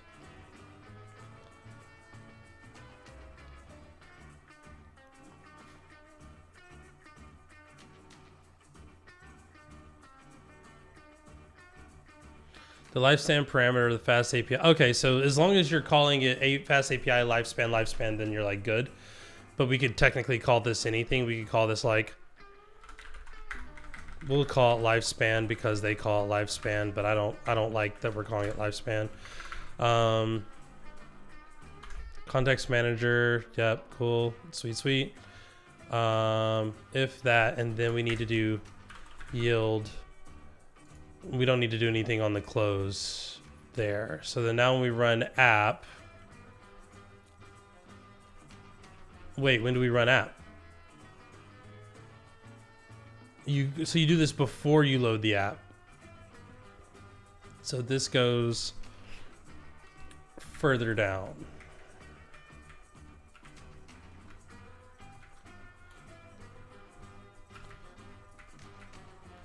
Why can I not remember how to do this? Nope. There we go. This goes down here. This is going to be lifespan is equal to lifespan. Lifespan takes 0 positional arguments, but one was I mean, oh, no, what? What? Oh, lifespan, you need the app. The app is just fast API. Oh, okay, you're just telling it needs a fast API application. Okay, so when we do this, I mean, we don't need to wait anything though. Like, don't get mad at me for being like you didn't do the thing when generator object is not an async iterator. Okay. Should I?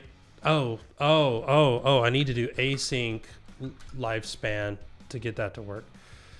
Okay.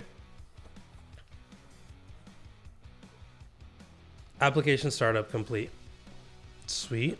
All right. So now can I localhost 8000?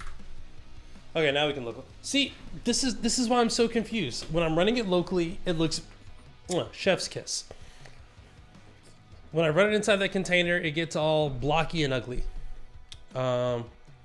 Also, hey, enable AI features. Thank you. That's supposed to have that pop up there, but that's fine. And of course, now it's saying it can't do traces. So this is.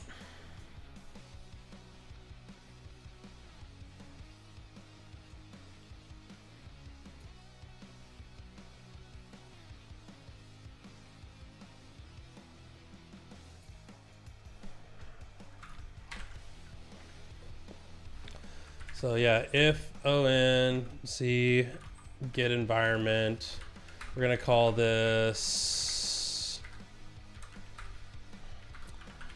telemetry false. And we could do truth. We could do import like truthy or whatever, but honestly, we can just do this because we don't have telemetry enabled. Or I guess. Yeah, that works.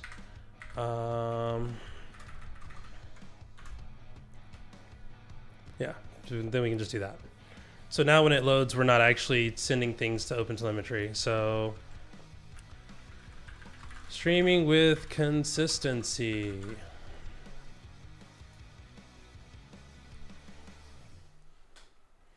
Is it gonna load?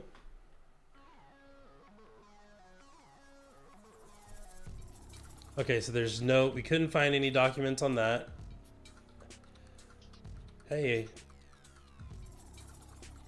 Why are you... Oh, Llama, why are you struggling now? The Llama's running. Why isn't the local Llama model... Oh, because we didn't do the thing. We still called the other Llama model inside of search.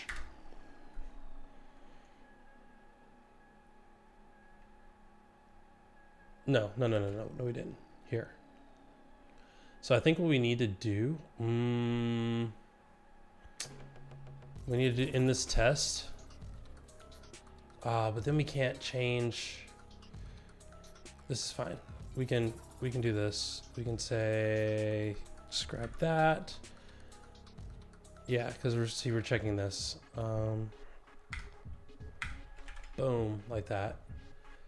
Llama host or that. Oh, yeah, I know.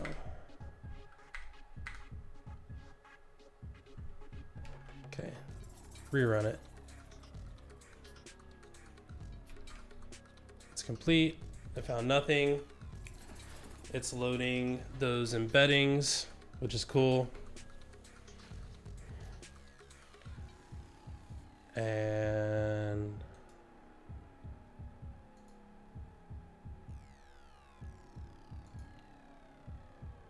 there it goes. So now we actually get a Llama response from our local Llama model.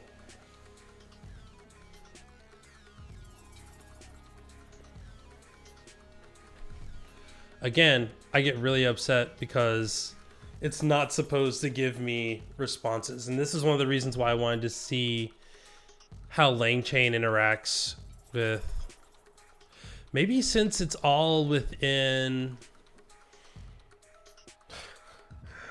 I hate the fact that it's giving me like, it's hallucinating and like, it's not, because I told it not to do it. All right, so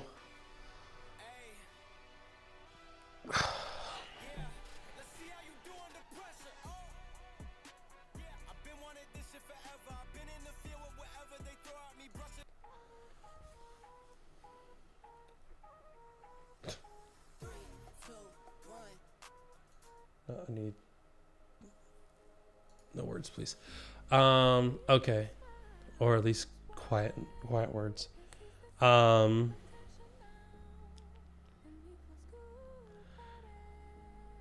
want to see what happens if we change our model to one of the other Ollama models.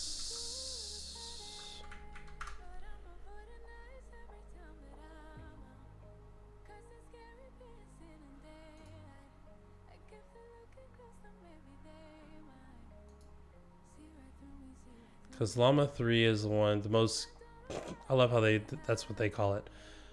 What happens if we use like Mistral, the 7B model?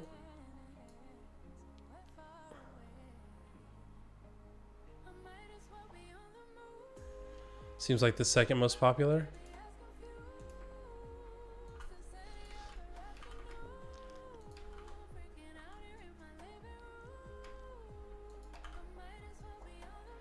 So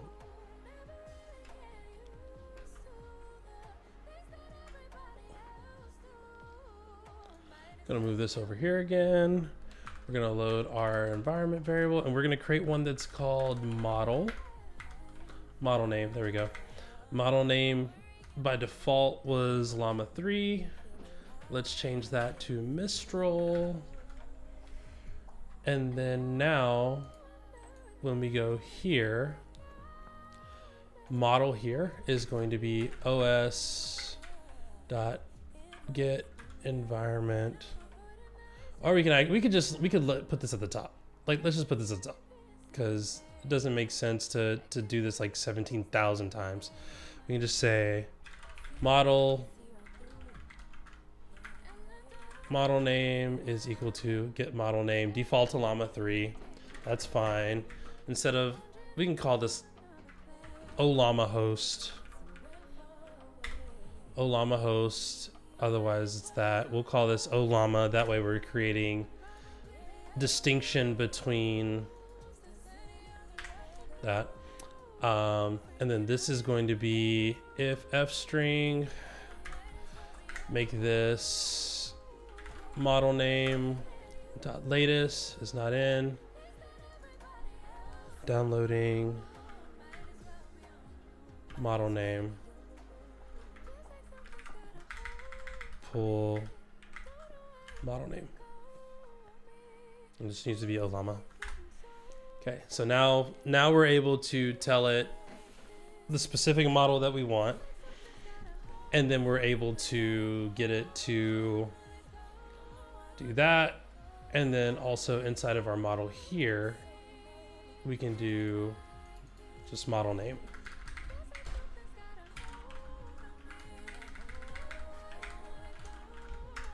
Boom. Ollama host or that. Boom.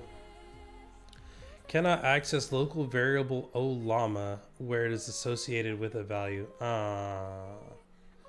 That's fine. Okay, so from this we just do from Ollama import client as Ollama client, just so that we can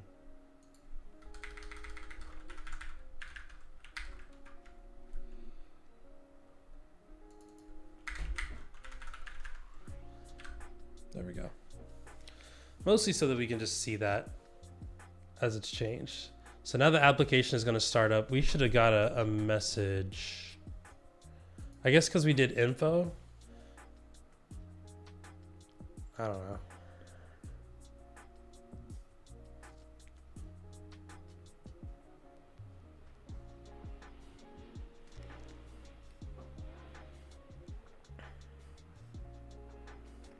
But we can actually, we know that it's doing something specifically because it's doing that, even though we can't see what it is.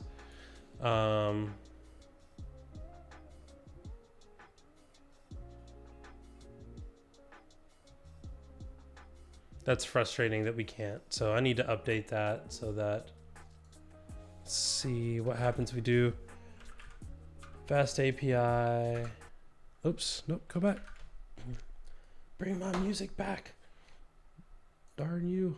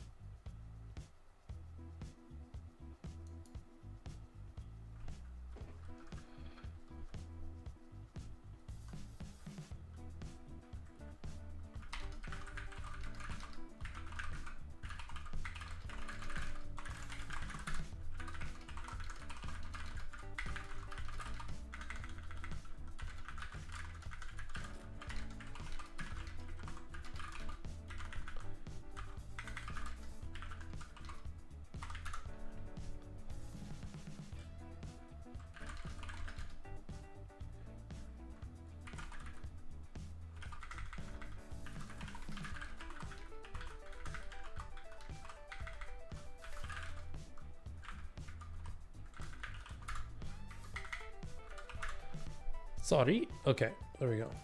All right, so we were trying to see, what were we trying to do? Oh yeah, we were trying to see if we could do the, yeah, fast API logging.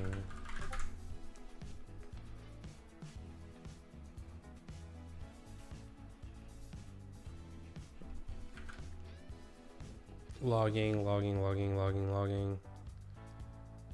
This isn't really helping me here, but we can just search logging in here. Adding custom heading, logging, and extra metadata. Okay. Boom. We've got.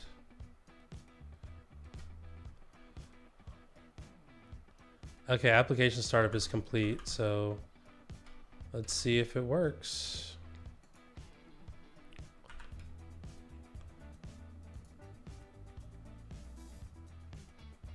I want to see if it works with Gemini. We can also update this to say, oh, hey, that's cool.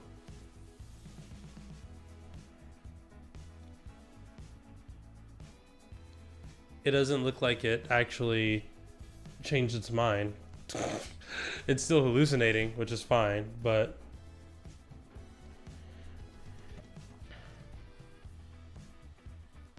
let me check my request.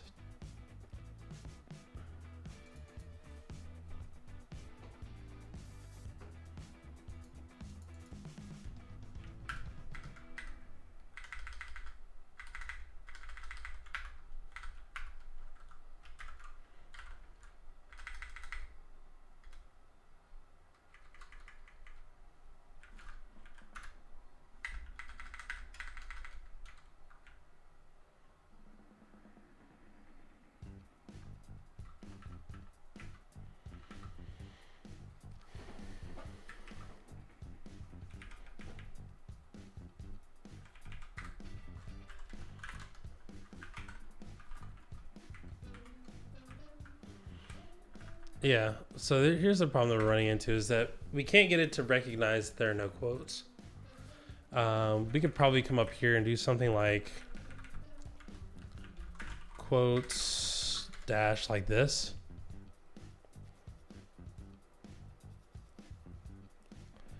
But yeah, ultimately this is the same problem we've been having, is that like it just doesn't want to believe that we don't have quotes, even though I'm looking at it here showing that there are no quotes, which is something that is just rough. It's just doing things. It's just doing its little thing.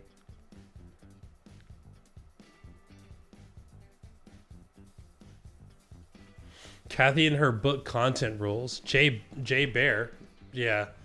That's what I'm saying. Like it just doesn't want to believe that it can't pull quotes. Well, maybe it's losing the thread in the message at the top. So let's just go put it here instead at the top. Which, funny enough, that actually just does work sometimes, of like where you put, like, the rules are entirely dependent on like how it will answer questions.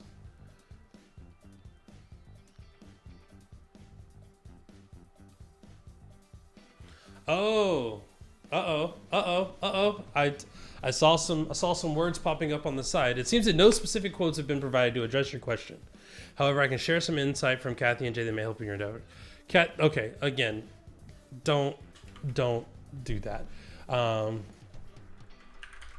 And stop. Like, just stop. Like, it keeps wanting to just keep going.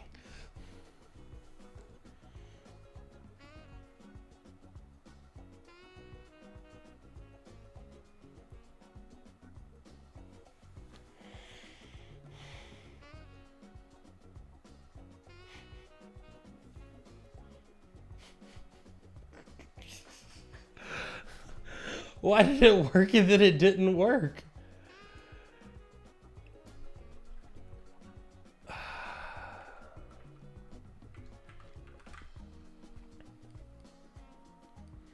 Okay. Don't do that. Okay. If no quotes, say so, and stop generating a response.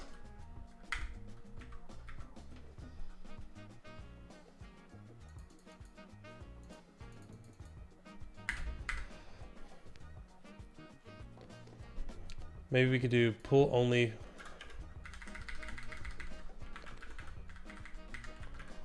Only use quotes mentioned.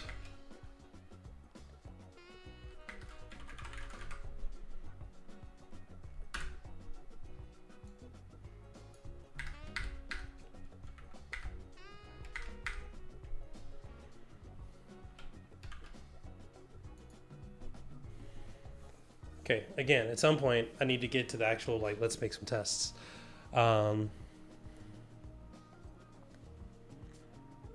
Which we could just do code gen for that.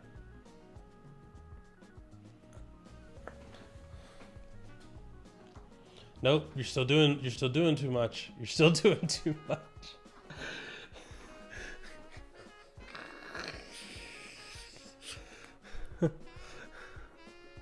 So annoying. All right, that's fine. That's fine. We know that it's broken. So we know that it's broken. That's fine. We swap it out with OpenAI's model instead of Ollama, then we're good. I actually wonder if we can just do OpenAI's model inside of Ollama if we provide the API key. I'm pretty sure we can do that. Pretty sure that's allowed. Because then we don't have to change our actual Llama model. We can just do everything directly through it. And then we just make sure that we point to that model. All right, so code gen time. Because I'm lazy. Let's do another one of these.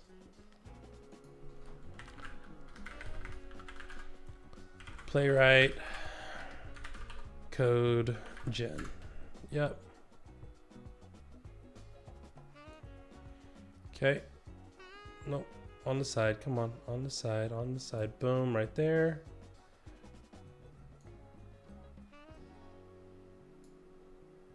Cool. We want PyTest. We want localhost is that. Boom. Okay. We want to click buttons. So we want to click, and then we want to assert. This is the part that I'm bad at.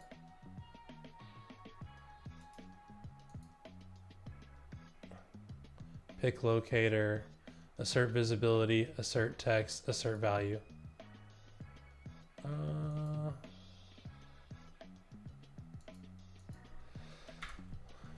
That's right, I can't actually type in here anymore. Locator, log. I mostly just want to like assert that the URL is correct. Enable featured experiments. Okay, so let's do, we're gonna test all of these. So we're gonna, oh, darn it. Let's test visibility. That's visible. Expect, that's, oops, nope. Go back here.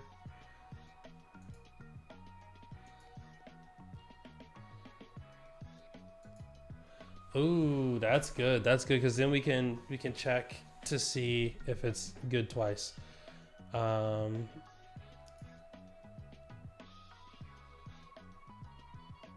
we check for visibility. Boom. Enable AI. Check for visibility. We're gonna do one more check on that. Boom. All right, cool. So now we've got some stuff in here. Let's copy this.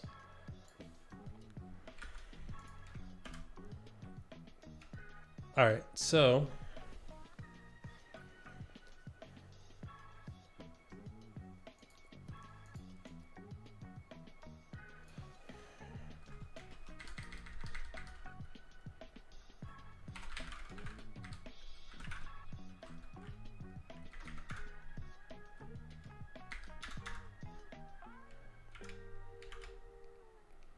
from Playwright Sync API. That's what I thought. I don't know, I was missing something.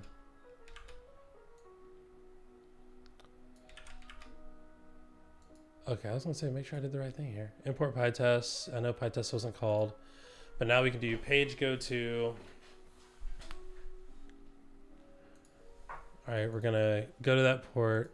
We're gonna, yep. Expect page URL to be localhost 8000. Okay, let's check for visibility of all.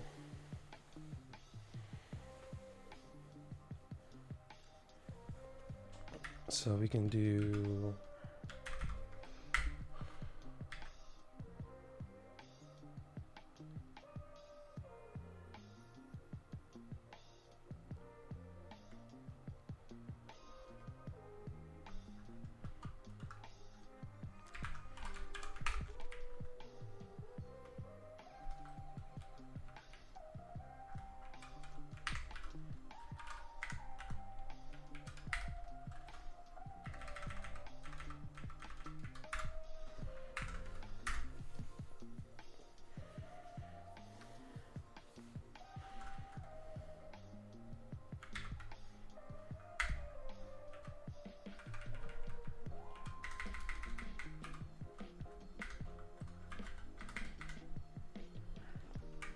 so then we can do expect this to not be found.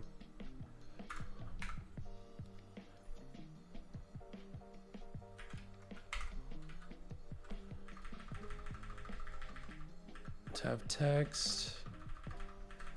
Oh, so to not exist. Exist is not a thing. To have class, accessible name, to be visible, to be in viewport. This is important because this is going to be a thing that we want to do later. Is we want to attach, wants to not have value, to not have role, to not have ID, to not have class. Again, I want it not to be hidden. What? I want it to not exist.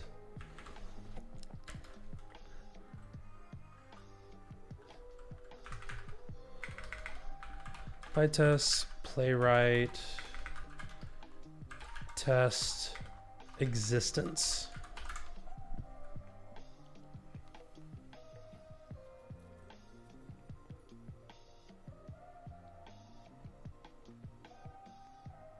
Playwright,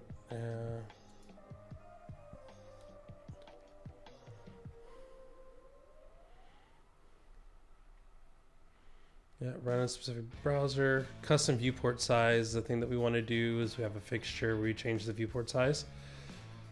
Come on. Actions, text input. Select options, mouse click, auto weighting, assertions. To be attached.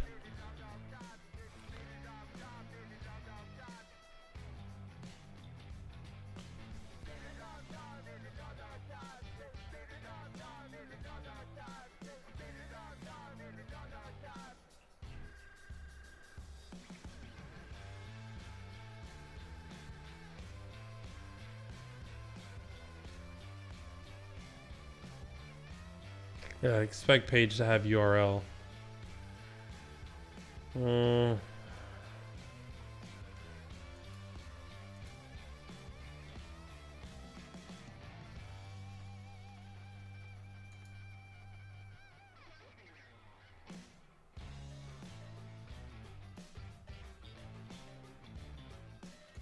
don't know what that means. That's a whole level of I'm not sure what you are.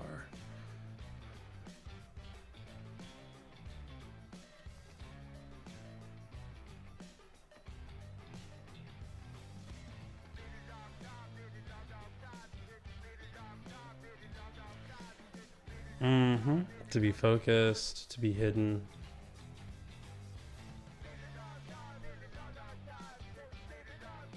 Does not resolve to any DOM node. Okay, so to be hidden would mean that it doesn't exist either, which is fine as long as we know.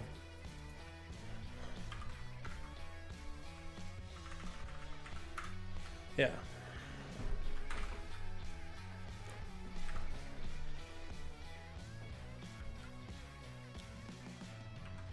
And then we want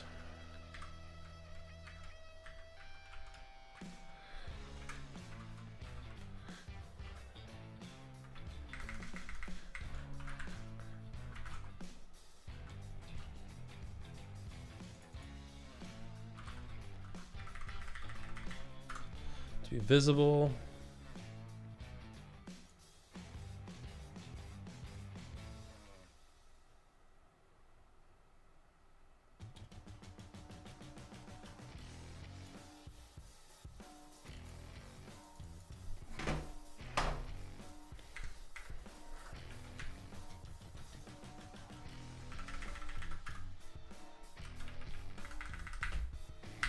There we go.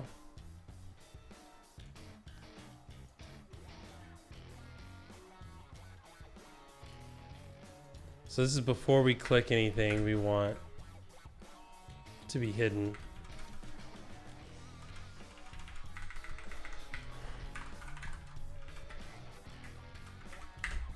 Okay.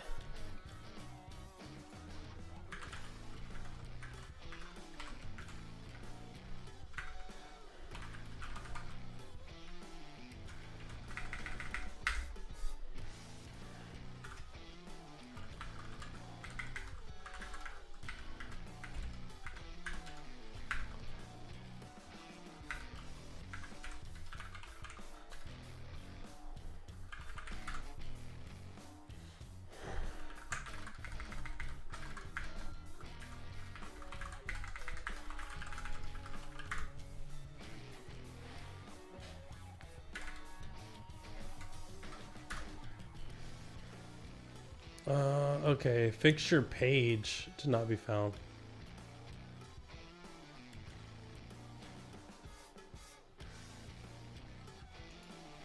Do I not have PyTest Playwright installed?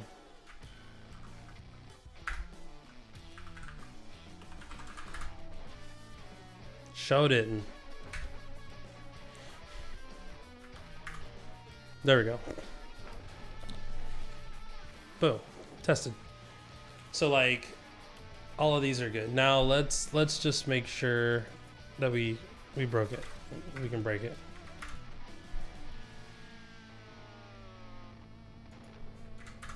We should get a failure, right?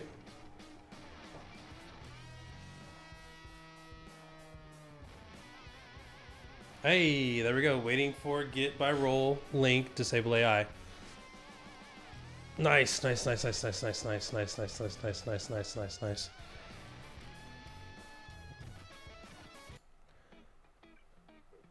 All right, so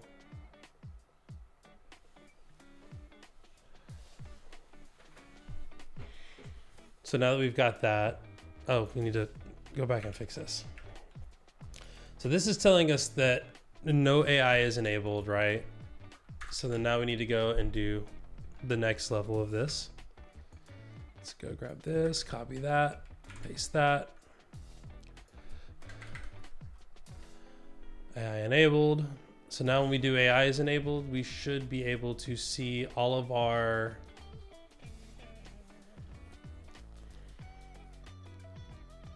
these are going to be backwards. So this should not be, this should be hidden.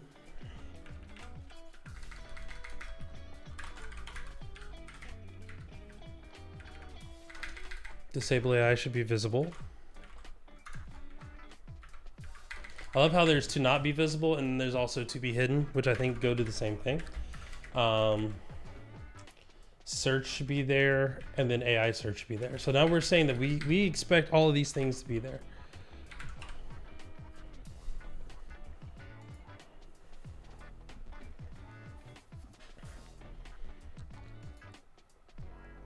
Oh, what we want to do is let's do enable AI first. Because that's going to set the cookie for enabling AI. And then we don't have to go back to home. So we can still expect this URL there.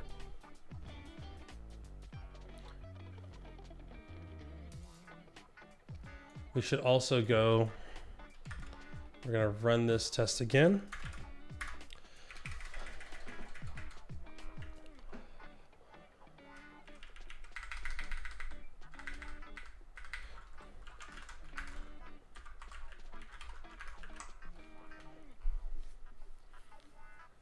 So we can do this.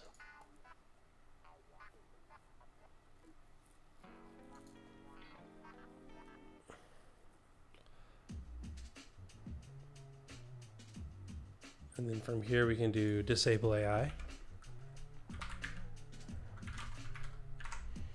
And it should still get all the same results. So these should be good. Okay, the first one ran. Okay, so, yeah, because this is, if you set the cookie, then this is hidden. So you don't get that. Yeah, it should be to be hidden. Great, perfect. And the nice thing about this is now when we set the trace, we get all passing. We can go back and do that thing. We can go back and change this to what it was before to be visible. Show, what was it, trace?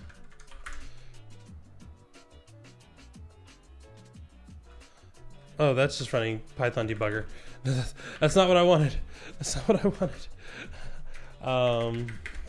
Okay. Playwright. Show trace, not trov. Trace viewer. We want setting the trace for PyTest. PyTest show trace. So basically we want show trace on failure. No. PyTest, playwright, show trace on failure. Because that's going to just do PDB if we mess up. Oh.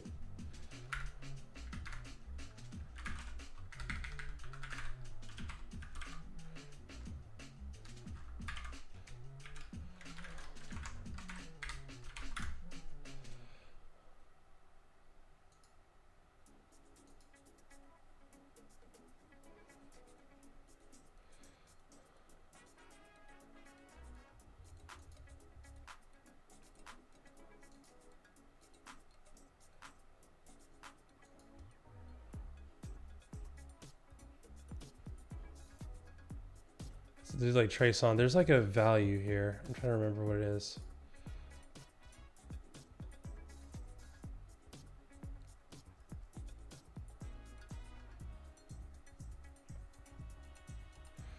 Okay. Very well. I will go PyTest tracing on. Oh, see, this is what I'm looking for. Tracing equals retain on failure. This is what it is. It's this.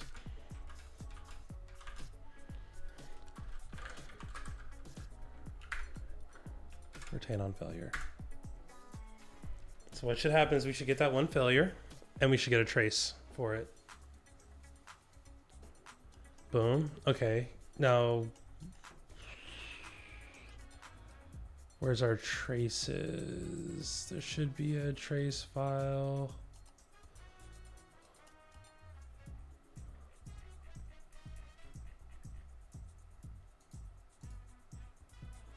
Where is that trace file? It's like a zip file. There should be a zip file. Okay, here's what we're gonna do. We're gonna go.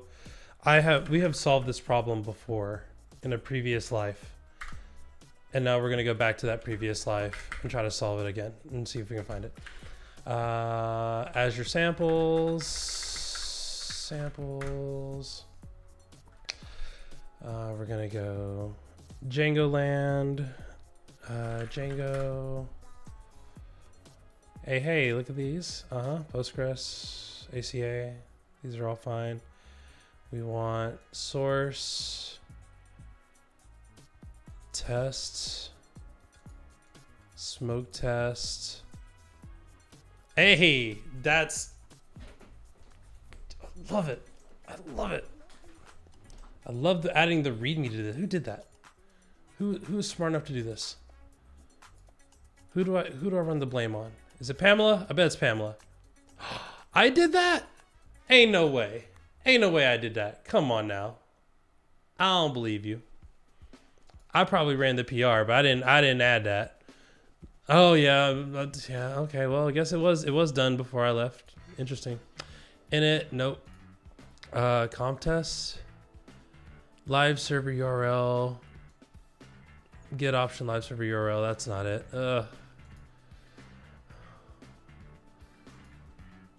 Local test. Test playwright. Accent playwright. Oh, that's for the axe test. Page and expect, which this is a thing that we're going to have to do next. We're actually going to go ahead and we'll come back to that. Where's the comp test in here? Fixture, scope. Allow async, allow unsafe. It's true. Live server session, DjangoDB setup, call command. That's not it either.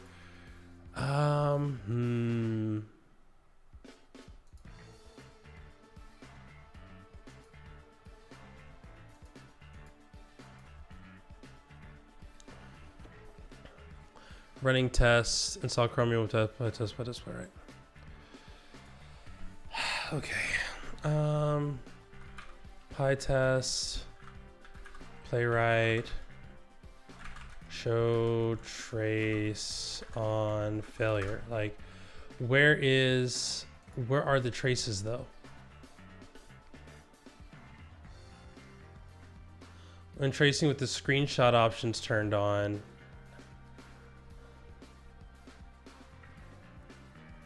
but where are you putting these? We don't want, yeah, we want code gen.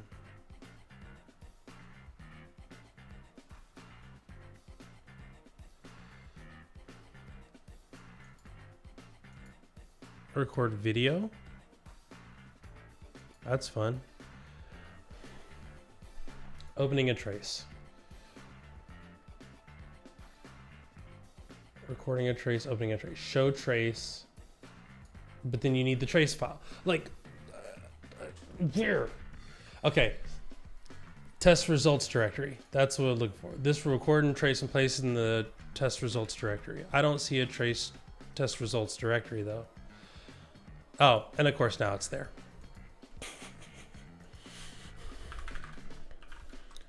So yeah, we can do playwright, show trace, and then we want test results. Yep, there, trace zip.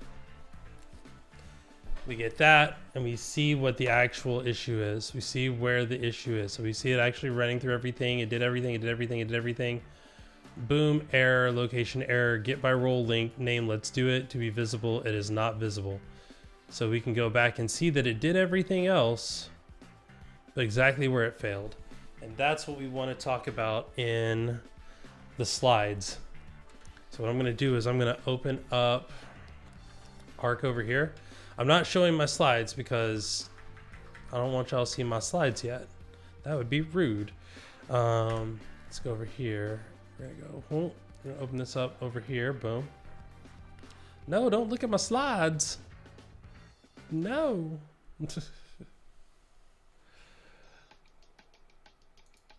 All right. So we can do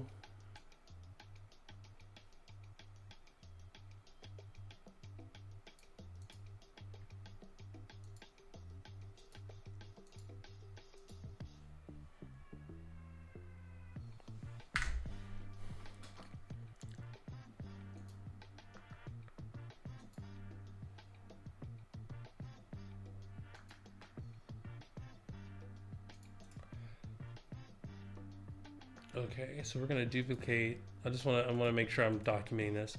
Duplicate slides. We're saying I'm a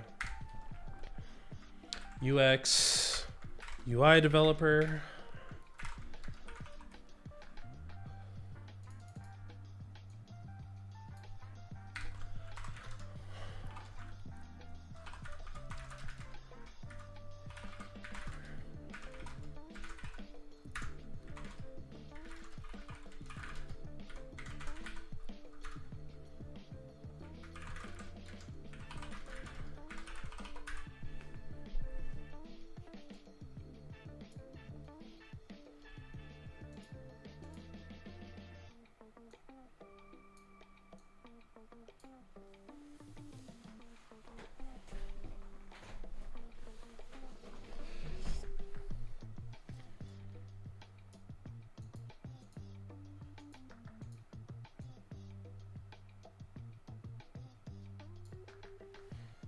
Okay, so we're gonna do playwright codegen, we can do playwright trace,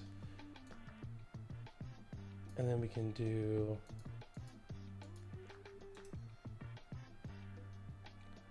the insert here.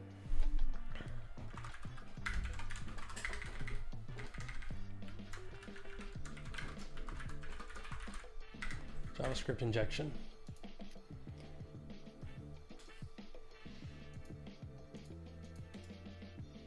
And then here we can do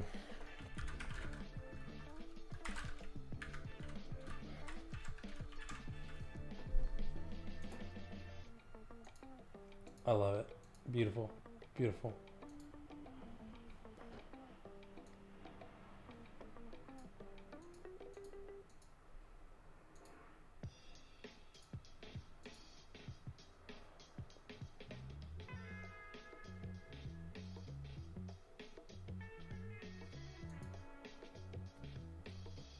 Oh, this needs to be changed too. It needs to change the fast API. Sorry, I'm doing like the horrible streamer thing where like you're looking at a single screen and I'm doing something on the other side. Most importantly, so like I'm giving this talk next week and I want to make sure that everything here is all set with the things that I'm discovering so that I can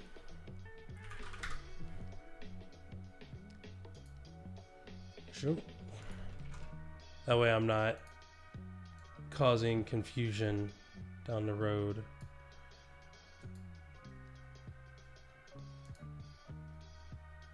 Okay.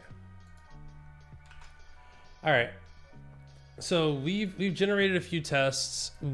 At this point, we're going to generate a lot more tests. I'm actually going to be, well, let me ask some people about some things.